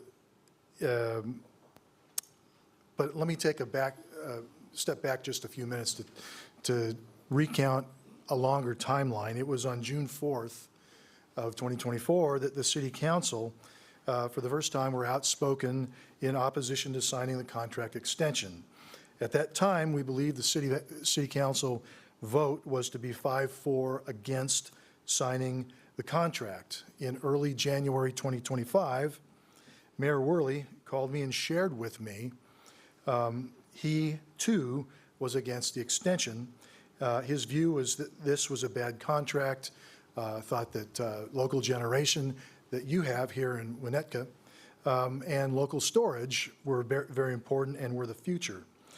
Since then, the City Council of Naperville has been and stayed 6-3 against signing the contract extension. And I can tell you, regardless of whether the open season is extended by the IMEA Board of Directors, Naperville will not sign this contract extension. On February 27th, the PUAB held its first meeting by inviting the IMEA to present to them. A week later, they invited Customized Electricity Solutions. CES is their name. I'm pretty sure I'm translating that correctly. They presented their draft presentation, and midway through, Chairman Halkias from the Public Utility Advisory Board, which has jurisdiction over electricity utility recommendations and water utility recommendations, asked me if NEST would be willing to present at the next PUAB meeting. And I said, of course. March 6th, CES presented their draft presentation, and NEST was to present on April 8th. On April 3rd, we learned that Mark Pruitt and Chris Townsend were also to be presenting, and that the PUAB would be making their recommendation. That was a surprise to me, in that shortly after Nest was going to present, they were to make a presentation. It looked to me like they'd already made up their minds. The vote at the conclusion was 4-3 in support of the contract extension. The fellow that had water utility experience and 2 of the newly hired board members voted yes. 2 folks with direct and current energy experience voted no. We knew from the beginning that the city council was not interested. We'd been told by the mayor, by city council members, and by Director Groth that there was no intention of bringing this to a vote. So we wondered, what was this exercise all about? Okay, thank you very much for your comment. Anyone else on this side of the, okay, from the back row? Oh, I know that person. Hi, Liz. Hi, sorry. I actually want to make a comment that I meant to make at the outset of the meeting. Apologies. Honestly, I want to say welcome. It's a little better late than never, but welcome, President. Honestly, welcome to the new council. Welcome to the new president. And I'm a little bit sorry that this is the big issue that you have to lead off with. I don't envy you that, honestly. Thank you for your work, and thank you for your service. Thank you, honestly. Thank you, Liz. We appreciate that. How about, so no one else on my right? How about on the left side here? Okay. Coming back for another bite at the apple, huh, Ted? Well, it's a different apple, Okay. you know. So first, okay, I'll get up to the microphone. Ted Winchenko. So first, I have to say something that's going to be shocking. You know, I actually found this like a really good discussion. You know, it didn't seem one-sided. It seemed like both sides. It was a pleasure to be here for this. And I think the one thing that I would say is I would think that the council should listen to the thing where both sides agree, and that is that it is way too early to bind ourselves to a contract a decade from now. It seemed like that was the consistent message on both sides. But the thing that I wanted to mention is what I found fascinating was in the presentation, we talked about trying to encourage more rooftop residential solar production. I find that fascinating, right? Because back in 2007 or so, the now infamous 261 Sheridan owner, well, not the current, you know, fire, was at this council. And you can look at the meeting minutes, and he said, you know, because, hey, I have solar panels. Why can't I get net metering in Winnetka like ComEd is being forced to do? And, you know, the council was like, oh, we're not going to do that. You know, that's a benefit to you. So then the next solar installation in Winnetka, you know, around 2012, came up and said the same things. It's like, if you guys want to encourage people to do this, maybe we should offer net metering. And of course, the council said, well, no, we're not going to do that because that's a benefit to you.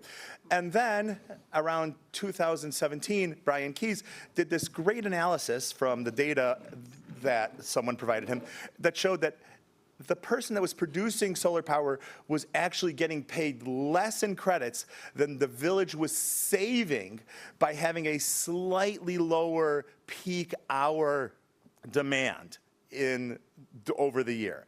And so then the council got together and they said, well, hey, why don't we just do this like kind of weird wholesale, retail mix thing over the year?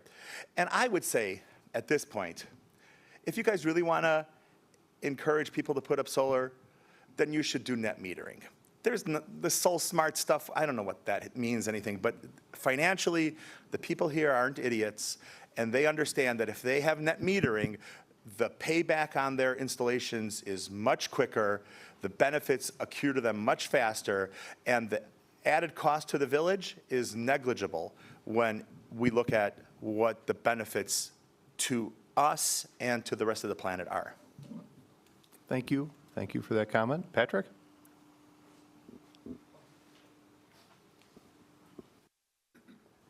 Thank you. Thanks for doing this tonight. Thanks for taking all the time that you have over the last year or 2 years to think through a really complicated issue. And I apologize for adding to the time. I thought Leif did a really nice job summarizing a lot of the topics that the Winnetka Future Energy Coalition have talked about. But one point that I did want to make that I didn't hear made tonight was something that President Rintz actually brought up a couple times. And that's the idea that we've talked about in council before, that our decision to purchase power through IMEA does not actually mean that it's our responsibility that we're paying for coal. And I just think that that's just not true. And it's not true in a deep ethical sense. And I think we can wrestle with what that means, that we're paying someone to go and burn dinosaurs and destroy the planet. But when we do that, I think you can weigh how you measure that against your other priorities. One way that you do it is you internalize the cost.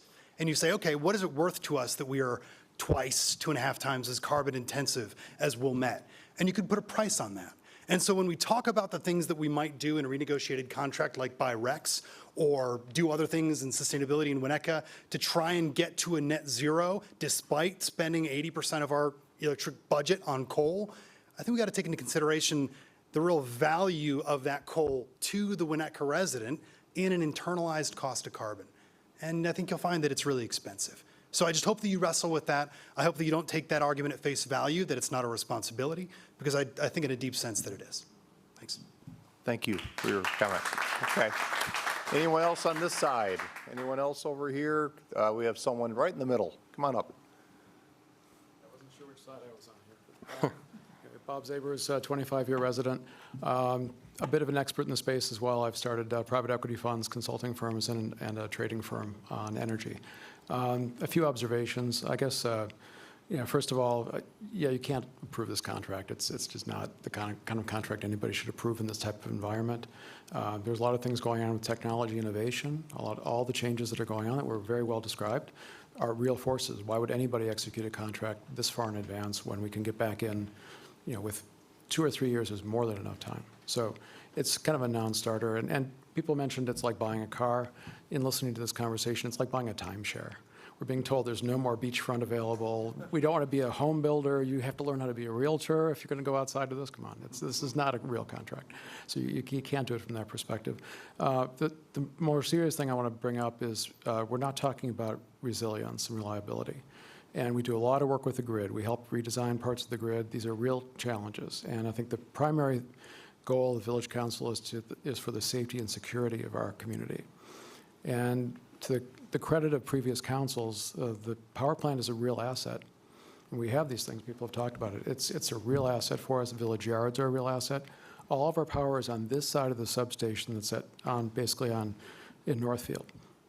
We have to protect that part of it. And so we can put more, we're giving IMEA part of our proceeds from having resources at power plant. Let's put more in there. Cost is pretty low. Our credit's better than IMEA credit. We can finance these things very cheaply. Batteries are there. These things are all proven. Let's look at the Texas grid this Thursday, see what happens. Look at the Spanish grid last week. So we have the potential to actually make this a green and very secure community. So there's no reason to go to, emphasizing this again, 29 of the 32 members are in a different power market than us. They're going to vote for MISO, which costs are going up faster than PJM. They're going to vote in those interests. We have our own power plant and we're in PJM. It's an entirely different proposition. So in the 90s and the 2000s, the goal was everybody gets together to build a power plant, coal, gas, whatever it was, to save money. That's a 20-year-old model. What people are doing now is distributed energy, distributed portfolios, microgrids, resilient grids, because capacity prices are going up. We can make money on our own capacity. So those things are real. And unfortunately, IMEA was probably a great organization, probably a great group of people, great idea at the time. But the current model, they missed all the technology waves. They missed clean coal. This was marketed to us as a clean coal investment. Never became clean and went $1 billion over budget, which is why we have the debt there. They missed batteries. They're talking about 2030 for battery storage. It's saving the Texas and California and other grids right now. We're going to be 7 years late to that technology. We have metering technology. We're using it late.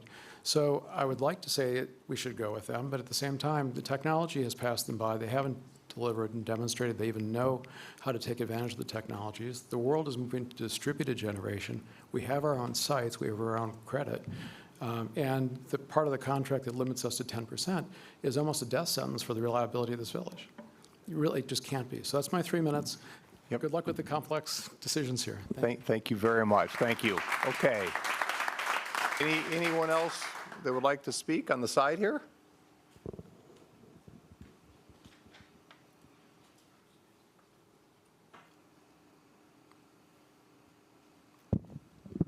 Hello, my name is Meredith White. Some of you may recognize me as this is my third time speaking about this issue.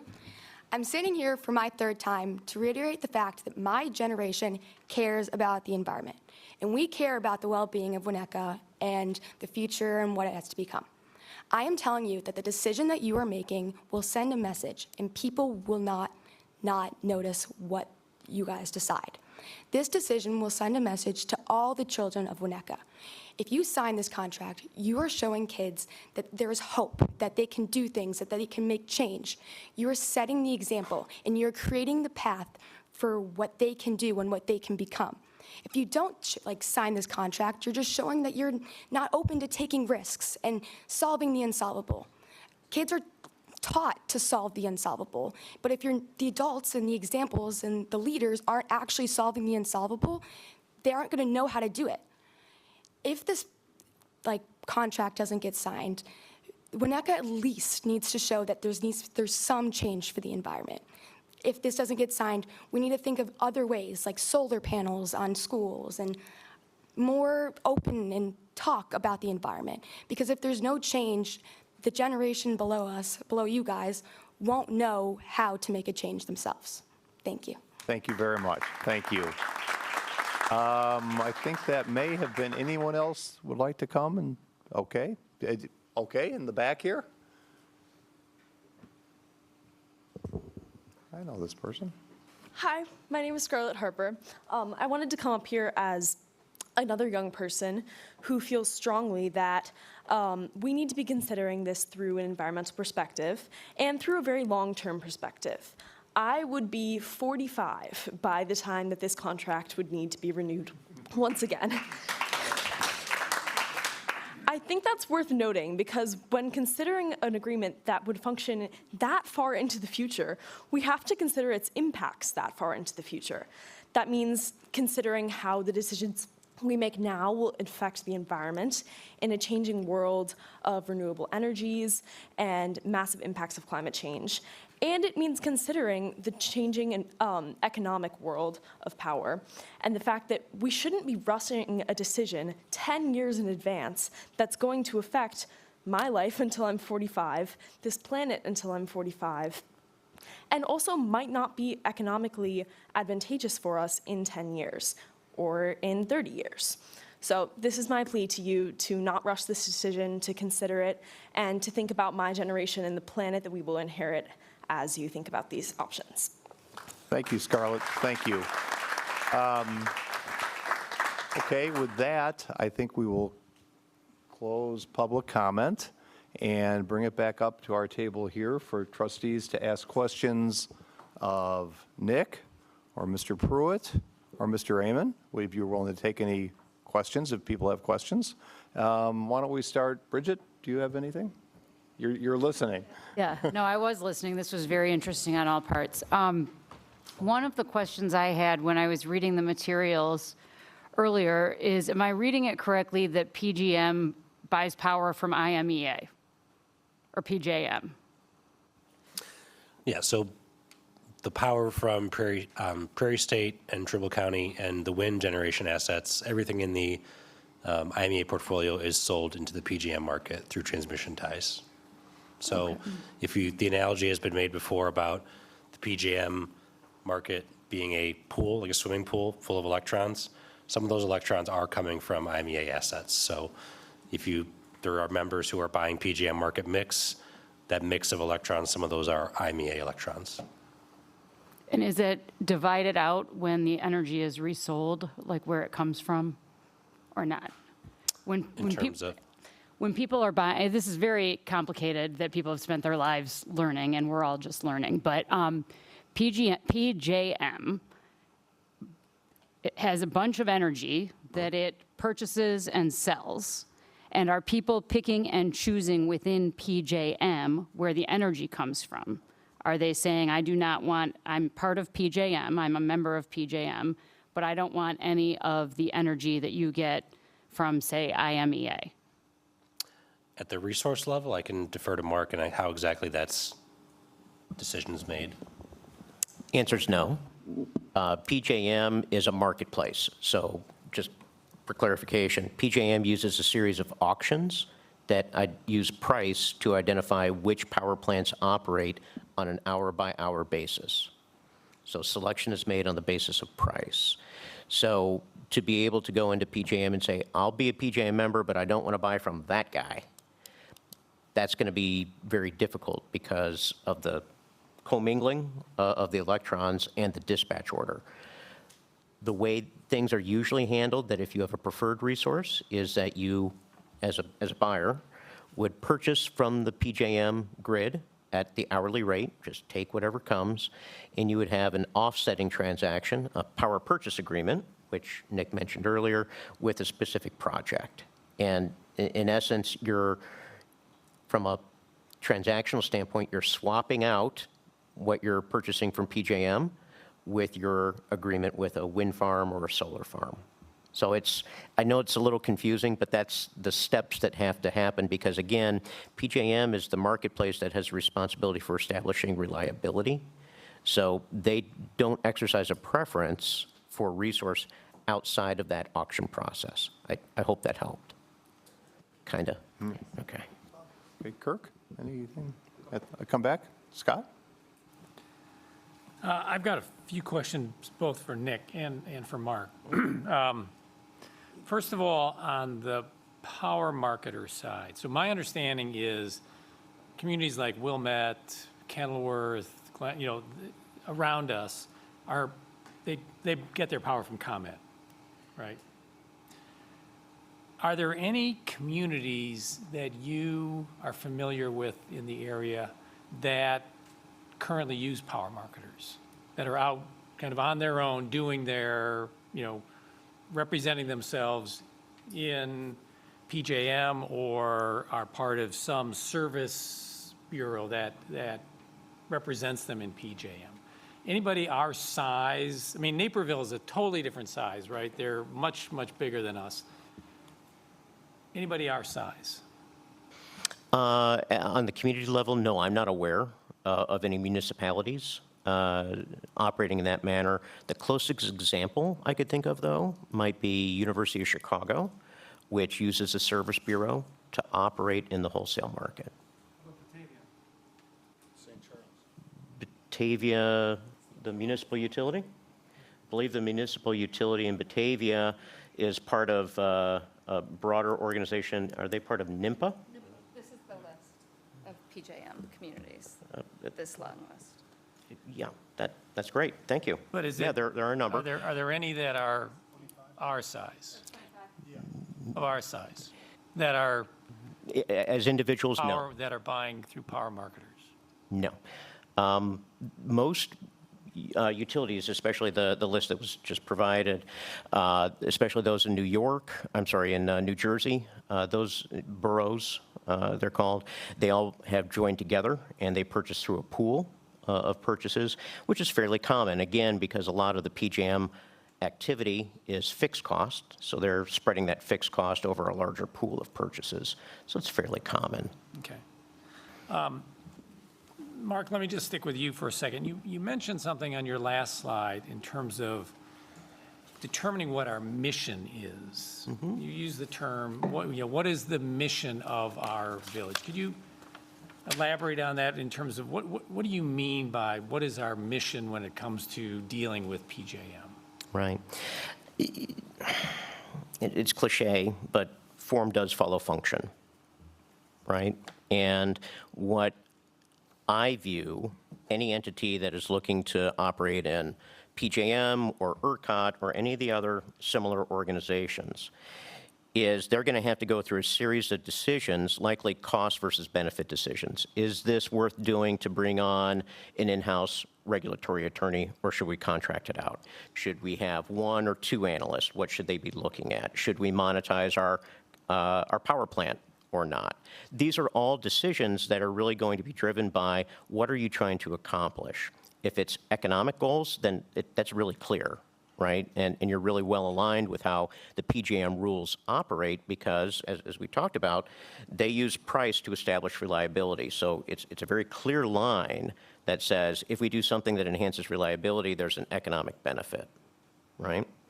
If you're going to operate for a purpose other than economics, which is fine, it's just that you might find that a values-based approach might not always align with how the market operates. And you're going to have to invest a little bit more to structure your transactions so that they meet your goals, which happens all the time.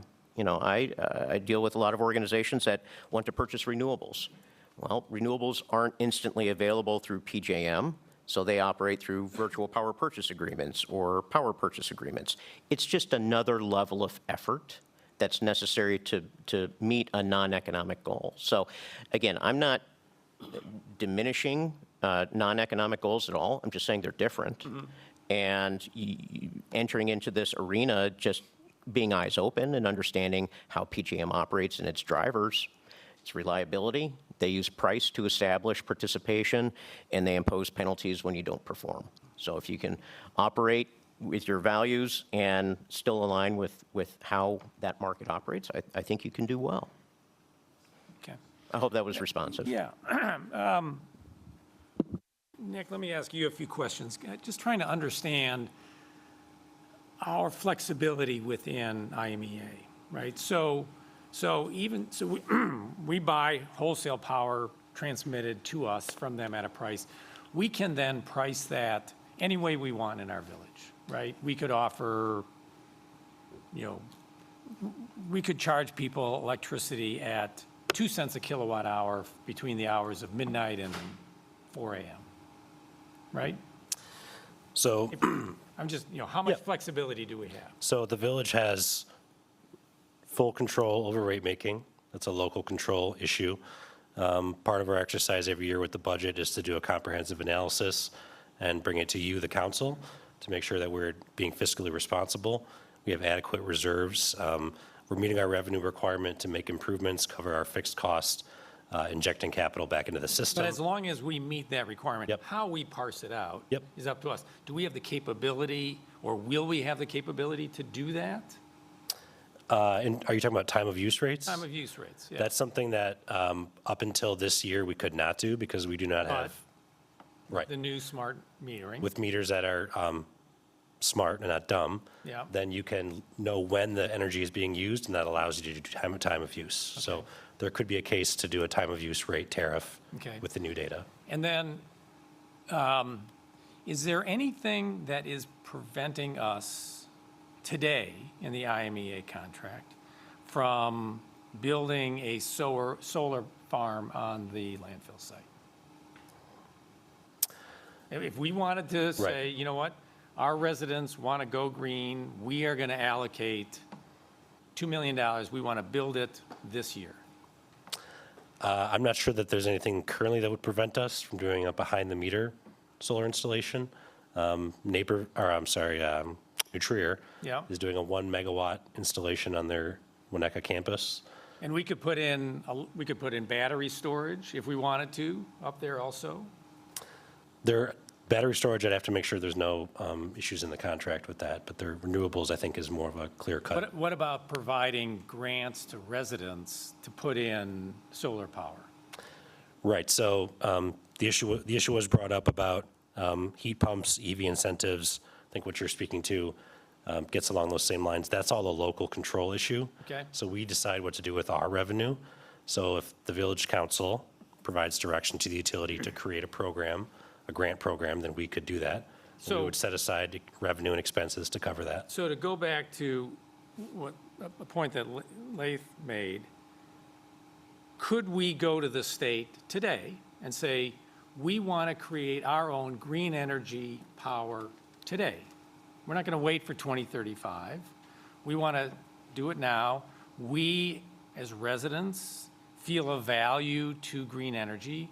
We are going to decide, we're going to allocate certain dollars, and we're going to start reducing our load on IMEA, whether it's, 3 megawatts or up to 35, if we had enough space, we could take it all off. There's nothing really in the contract that prevents us from making that decision today.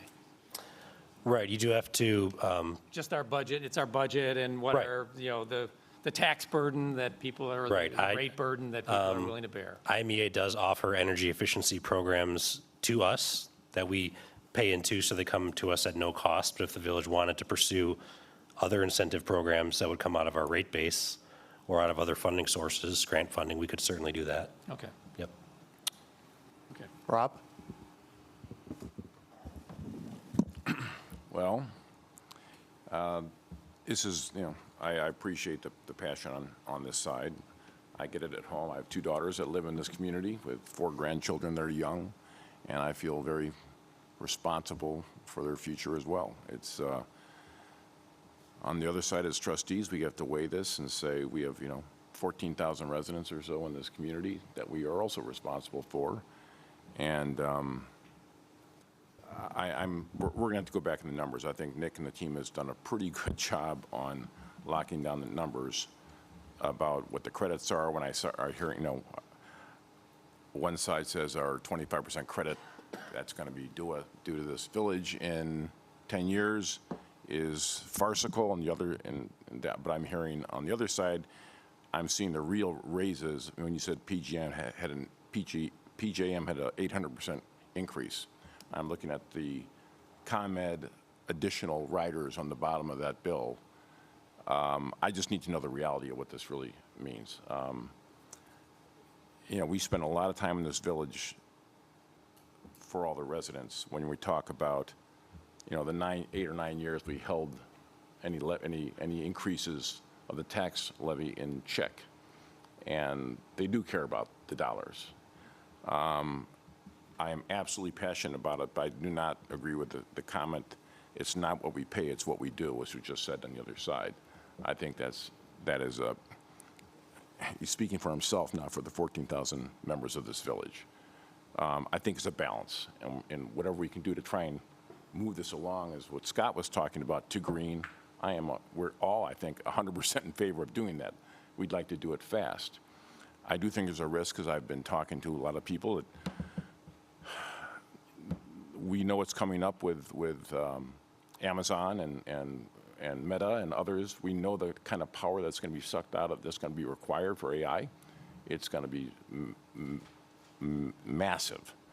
And there is a risk. We have to manage as trustees risk, which is in 10 years, and we're going to have to go back to you on this discussion, and it is a hammer. I don't love that hammer at all. When you say to IMEA, if we're not going to do it, if nothing materializes in 10 years, we'll be back, and hopefully you'll give us the same rates. It's not going to happen.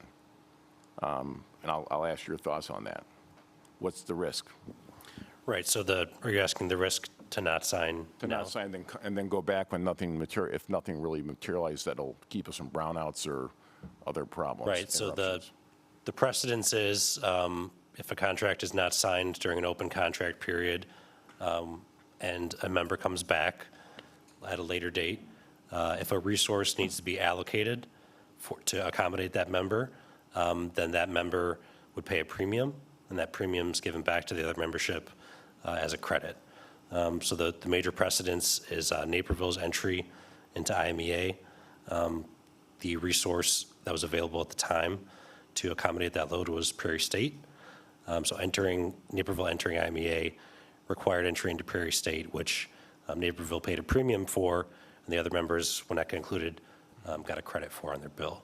So the cost of coming late to the game is really dependent on what the market looks like at the time. So if we come back and say it's 800% this year, and next year it's 1,000%, I'm being, overblowing it a little bit, but we don't know. So whatever the cost is of power at the time when you snap the line, when we come back, that's the potential premium that we'd be paying to come back. Yeah, we asked you to go back and look at the numbers and lock down apples to apples, and that's what we're trying to understand. They brought up some points. Of course, I want to double check and see what the reality is of their interpretation of the numbers versus ours. I need facts are important here. Obviously, from a directional standpoint, of course, we're trying to push this green as fast as we can. But kind of knowing what the real facts are in this case are really important, because they're way apart right now. Tina, anything? Yeah, first of all, I want to thank all those in the audience who have come tonight, all those who have written very extensive and helpful letters to us. We've read them all. And thank you to Mark and to Nick. We have been studying this a while, and I think we are always learning more and gaining more information by the very talented expertise in the audience as well as at the table. So thank you. I guess what I'm struggling, I think at a much macro level at this moment, because the future is so unknown. We don't know the demands. We've got decreasing supply, increasing demand. We know that's going to be our future, so it's hard to predict what to do.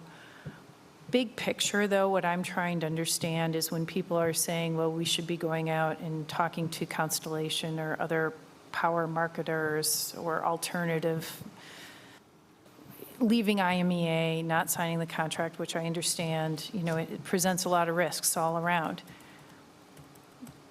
If you enter into an agreement to find your source of power from a different entity than IMEA,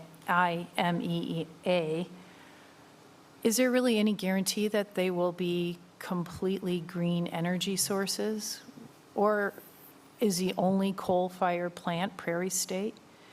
Isn't the whole PJM source, unless you're buying your own solar field, which, by the way, I think IMEA is doing, or not buying, but building, right? How do we know that if we go it alone, which I think is a good option, it sounds like we've got a lot of support in the room for that, how do we know it's going to be non-fossil fuel? And it could be nuclear, which it sounds like generally people are thinking is greener option, but that has environmental consequences as well. So how do we know that an alternative is going to be green? I think the market is going to ultimately make that decision, or the regulations are going to shut down coal plants. But I'm just kind of curious what your thoughts are on that, because that's what I'm struggling with. I'll kind of give my 2 cents and I'll let Mark jump in. So we kind of touched on this before.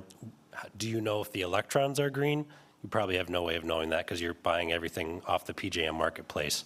But to Mark's point, there are ways, it's more of a book transaction where you can do PPAs and your rights to that energy, those electrons in that pool, you can decide the sources you want there. But the electrons themselves, you really have no way of guaranteeing that. But there are mechanisms you can do in order to carve out certain parts of your portfolio. So maybe another way to ask this question is, how much of the generation within PJM now is fossil fuel based? Give me a moment. Okay. Sure, Mark can find it on their website. And so I just want to make it clear, because I've heard this before, and I just want to make sure I'm actually understanding it clearly. The reason IMEA is in Prairie State was because Naperville joined the party late, right? At the time when Naperville wanted to join IMEA, the renewable market was not what it is today. And the only capacity, which remember we talked about accredited capacity before, the only capacity available to accommodate that load was to go into Prairie State. Okay. So what happens if Naperville, did they re-sign? No. So if Naperville doesn't sign or sign an extension contract with IMEA, doesn't that open up a potential for IMEA to transition away from Prairie State faster because they don't need to fill that capacity? Like, what would happen if Naperville doesn't extend? Right, so Has there been any discussion at IMEA about what happens if that occurs? if Naperville were not to resign, that's the Yeah. hypothetical. So Free the collective to go transition faster Right, with so all I- the other projects that they've got. Right, so I would say if Naperville were not to re-sign, it would reduce the load requirements of the agency by about a third. They're about a third of the agency. So what that would mean is after 2035, which is when the debt service is paid off for our owned generation assets, IMEA can make a decision at that point what to do with that excess capacity. The coal plants can technically run until the CEJA mandate by state law. There's no reason why they would run beyond state law. There's no intention to violate state law in terms of their mandated shutdowns. So in that time period between 2035, because Naperville's still going to get energy up until September 2035, no matter what. So between then and when Prairie State is mandated to close, that'll be a transitionary period where we can decide what to do with that excess capacity. Okay, and the other thing I wanted to understand a little bit more, and I apologize if it was already discussed, but this concept that even when, I mean, eventually Prairie State and all fossil fuel plants will probably be decommissioned at some point, either through the cost of extraction and operation or through regulatory control, or a combination of the both, right? We know that. That's what all the, really smart people have written about. Will we have ongoing liability whether we exit Prairie State in 2035 or at some point in the future? Is that a real concern that we're going to have environmental liability to the village? Right, so the decommissioning costs that were brought up before during public comment, IMEA is already planning for those.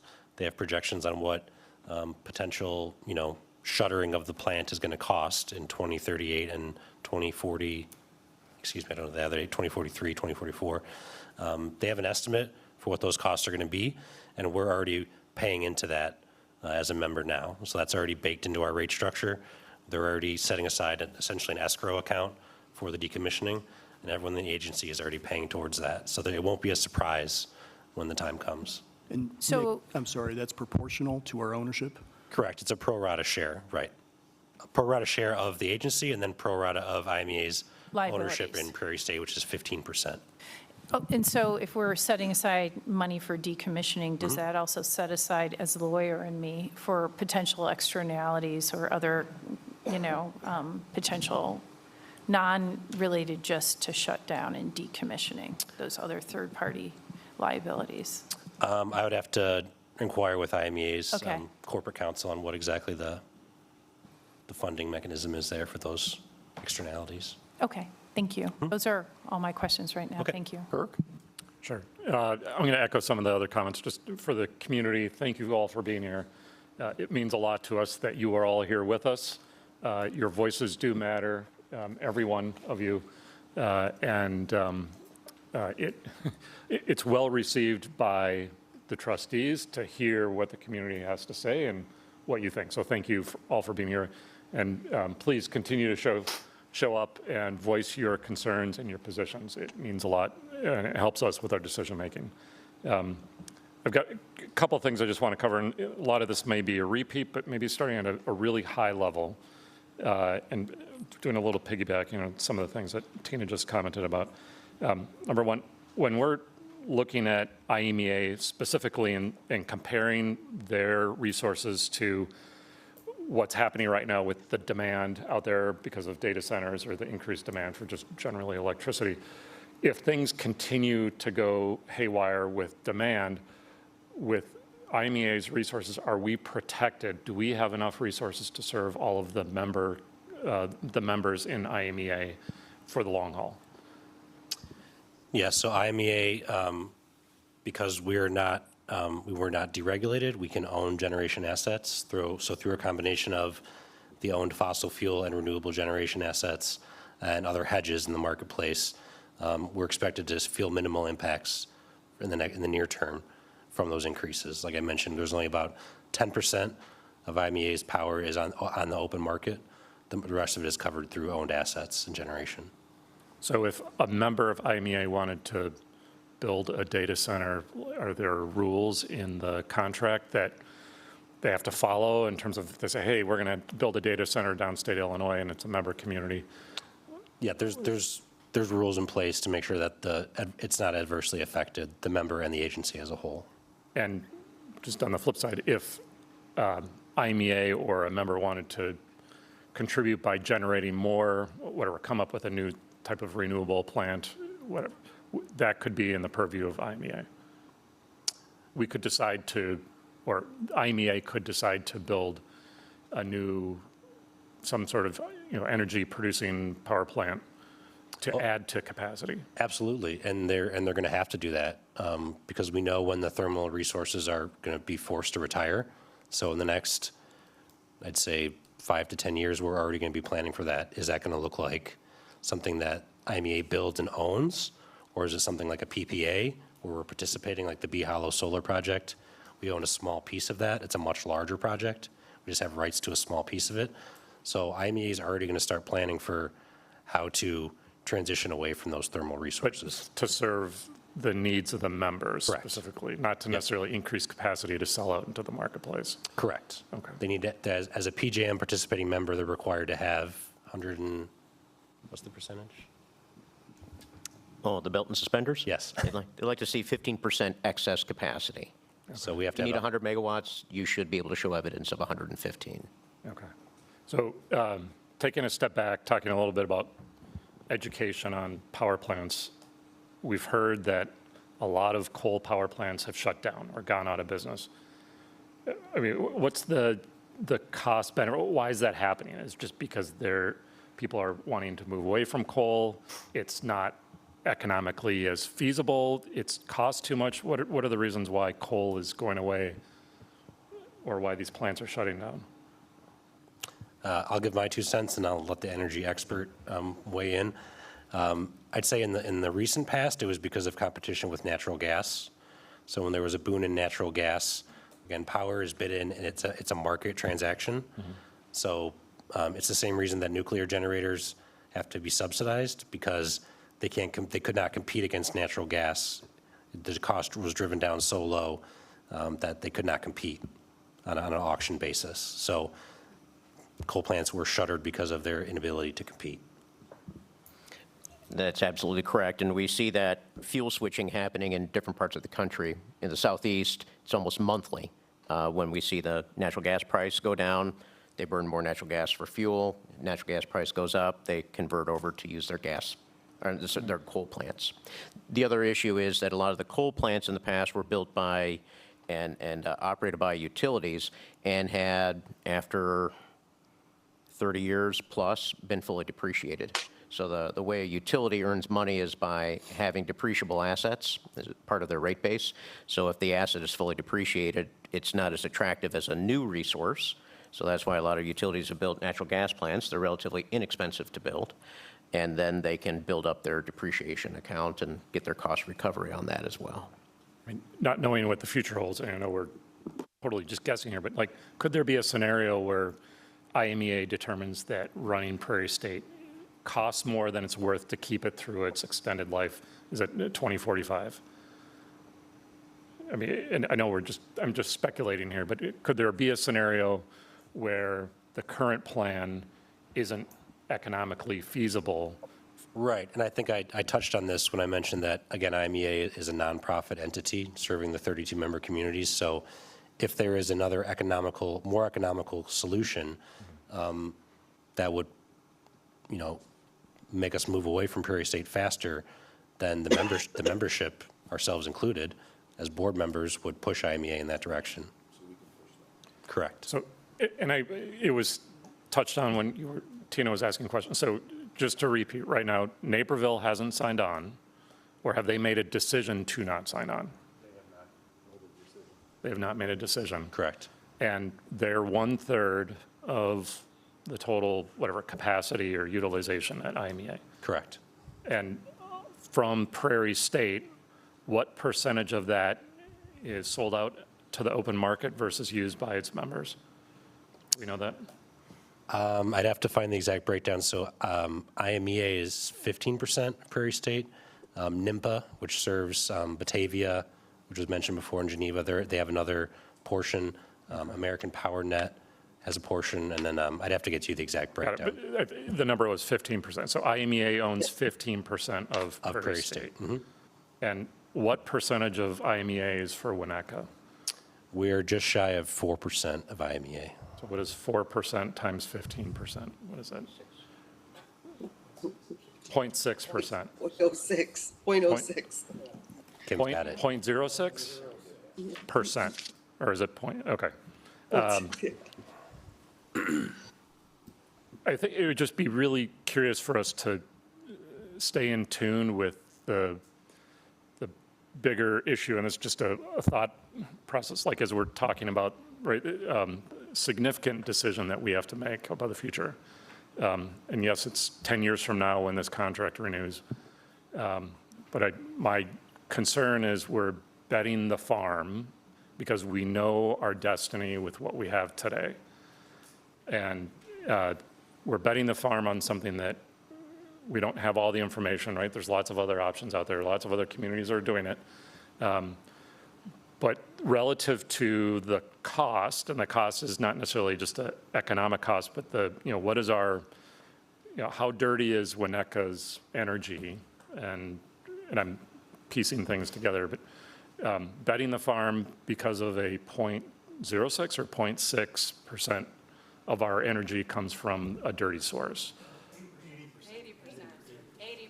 We own 0.6% of the coal plant. Okay. But 80% of our energy comes from it. Okay, thank you. And I'm piecing together in my head, is it worth it to take the risk in terms of, us making the decision to bank for literally the next couple decades economically to all of the residents in the town with a lot of unknowns? And that's my concern about making a decision to not continue with IMEA. Fair enough, fair enough. So can I, just a couple other, maybe minor things. So on our plant, we run when IMEA asks us to run the plant, right? Yep, so as I mentioned, IMEA has a 24/7 dispatch center. They're, as a participating member in PJM, this is one of their requirements. They're monitoring real-time power prices, and they dispatch us when it's most advantageous for the agency. So we spread those benefits out, the avoided cost of buying that power by producing it instead, we spread those benefits out. In the scenario where we were alone, there are significant risks to non-performance, which I can defer to Mark on the exact numbers, but say we were just on our own as a PJM participant, if they called us to generate, our current fleet consists of equipment that's very old. If there were a failure and we did not produce, there could be very strict financial penalties. So if that scenario happened now with IMEA, that risk is spread out across 32 members. So it's it's the best of both worlds, I guess. You spread the risk and you spread the rewards. Got it. And then one last question. Does our current agreement with IMEA allow for us to incentivize residents to use solar, to do other sustainable measures? I know, whether it's geothermal or heat pumps or you name it. There's nothing in the IMEA contract that would prevent us. That's a local policy issue. Okay. So, like I mentioned to Trustee Myers, if the village wanted to set aside, let's just say, $100,000 in 2026 to incentivize solar, we can do that as a local rate maker. Where the revenue comes from, we'll have to determine that, if it's from the rate base or are we going to seek grant funding. But that's something locally we can do right now. Okay. Thank you. Yep. Trustee Handler from remote. Any questions, Yes. Kim? Well, here, my fellow trustees have made some great comments, and as is the audience. Thank you. This has been extremely informative. One of the things I was interested in, Nick, is how, or made me think that the IME contract and how it's fit into our energy plan in Winnetka for the last couple of decades isn't necessarily how it has to fit in to our energy plan in the future. Nick, you listed you had a nice list there of a lot of sustainable initiatives that people can take on their own as individual homeowners, or we can take as a community. And we can do those along with having a contract like IMEA with IMEA. To Rob's point, I am concerned about reliability and a fair cost for and predictability for our residents. I think I said this in one of our study sessions that in the 40 years I've lived here, I've never heard people complain about, one on a caucus survey, what's wrong with our electricity? Because it's reliable, it's fair, it's fairly priced, and the community's happy with it. So not saying that things aren't going to change if people want to look for some alternatives, but I feel like we can accomplish both based on what we're hearing and what we're learning from both the residents here tonight and all the work Nick and thank you, Mark, and we all have done over the last year to learn and understand what the risks are, what the costs are, and what this would entail. Okay, thank you, More of a Kim. comment than a question. No, that's great. Thank you very much.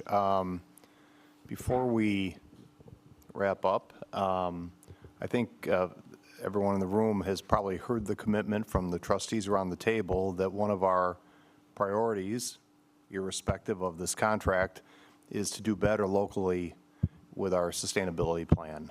And that's going to be on all fronts. Elise Steiner over here is our sustainability coordinator. Has been with us, I don't know, at least 6 months or so, right? She's kind of charged with working throughout the village in terms of what we can do. Nick has already talked about in the past, and we have a consultant at the moment looking at ways that we might be able to power the plant on a sustainable basis. Right now it's diesel and natural gas. We're looking at that. The solar farm potential out in the yards, out at the landfill.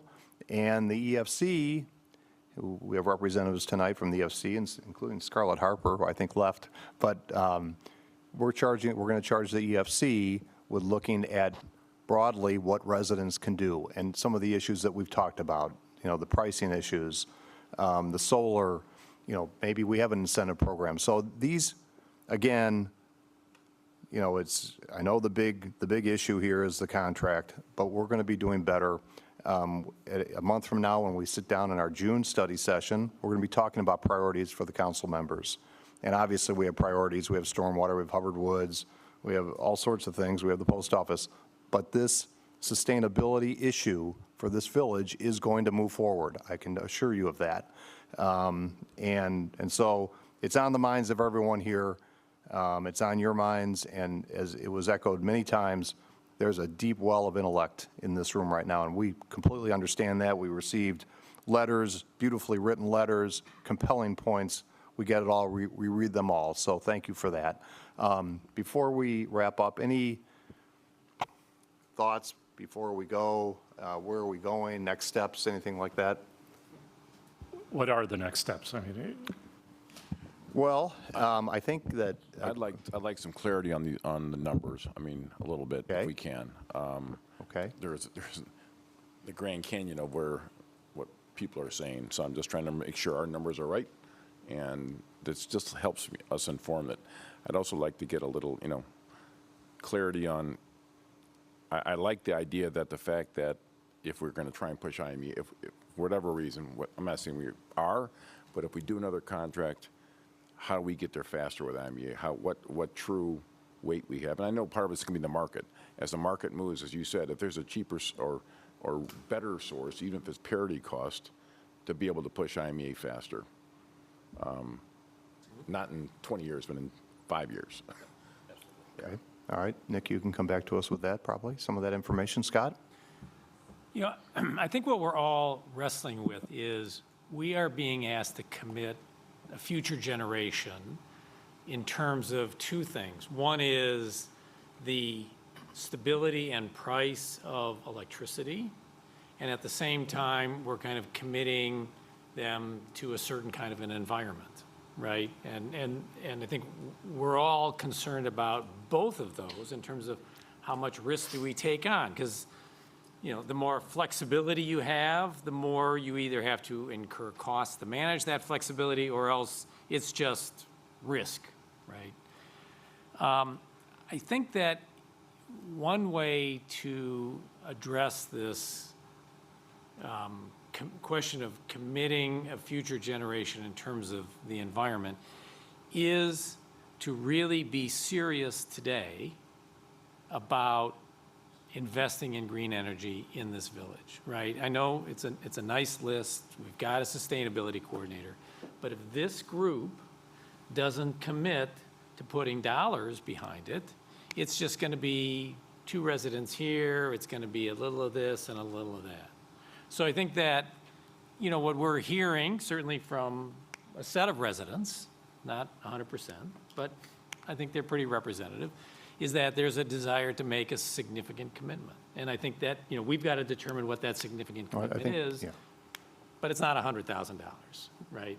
And we got to figure out what it is and where it comes from. I mean, there is some analysis. I mean, I think the current, and you can correct me on this, Nick and Rob, but I think the current estimate for the solar field out at the landfill, it's a $5 to $7 million commitment, investment to do that. Right, there's different ways to structure the financing on that. If it was an asset that the village wanted to own, then it would be about $5 to $7 million. So, you know, Scott, you're right. We need to look at that, just like any resident would look at the payback on their rooftop solar. I mean, we need to analyze it and, you know, have meetings like this where we could take the pulse of the residents. Are we willing to pay for that? And so, yes, I think we will be doing that. I guess the question here, in my mind at least, is Nick, you mentioned in your report that we're currently on an extension with IMEA through June, and at the June board meeting, they will decide if Naperville or St. Charles, whatever, if they're going to continue to extend. We don't know. If they say no, then our entry back into IMEA could be allowed, not allowed, with a premium, not a premium, we don't know. But that is the reality of the timeframe with IMEA at the moment. Am I correct on that? Right, so the open contract period initially was supposed to end on April 30th. There was no action taken to extend that deadline at the last meeting, but there was a desire to do so. A suggestion was made to extend the open contract period till August, the August board meeting. Based on comments made in the room, I have a feeling that it could be ending as early as June. It just depends on what the board does. Again, this is a board of 32 communities. They're the ones that decide what happens. It's not IMEA staff. So if the open contract period ends in June or August and a contract is signed after that, then it's not like you're coming to them with a blank contract. You're starting from scratch. And there's potential for... There's uncertainty on this, right? There's uncertainty. So ultimately, we need an ordinance to vote on, to either vote to not extend the contract or to vote to extend the contract. And in my mind, we may not take up that ordinance in the next meeting or the meeting after that, but I think we should charge our village attorney to put together the ordinance so that ultimately we have something to vote on when we have the information that we need. I don't know what the thinking is around the table here. You know, I'll be talking to people, see if there's any consensus one way or another, but we will need an ordinance to do this. And so I don't know, do folks here think that we should have Elrod Friedman put that together and have it available? Well, what I just heard is if we don't make a decision before they meet in June, I mean, right now, we're technically in default, right? Or we're past the deadline, is that correct? Right, so no action was taken at the April meeting, so the contract is still technically open. Okay. The membership may decide in June to close that door, or they may decide to let it go till August. I can't predict what the membership is going to decide. Just one voice here, I feel like we have a responsibility as a member to give some direction to IMEA where we're at. I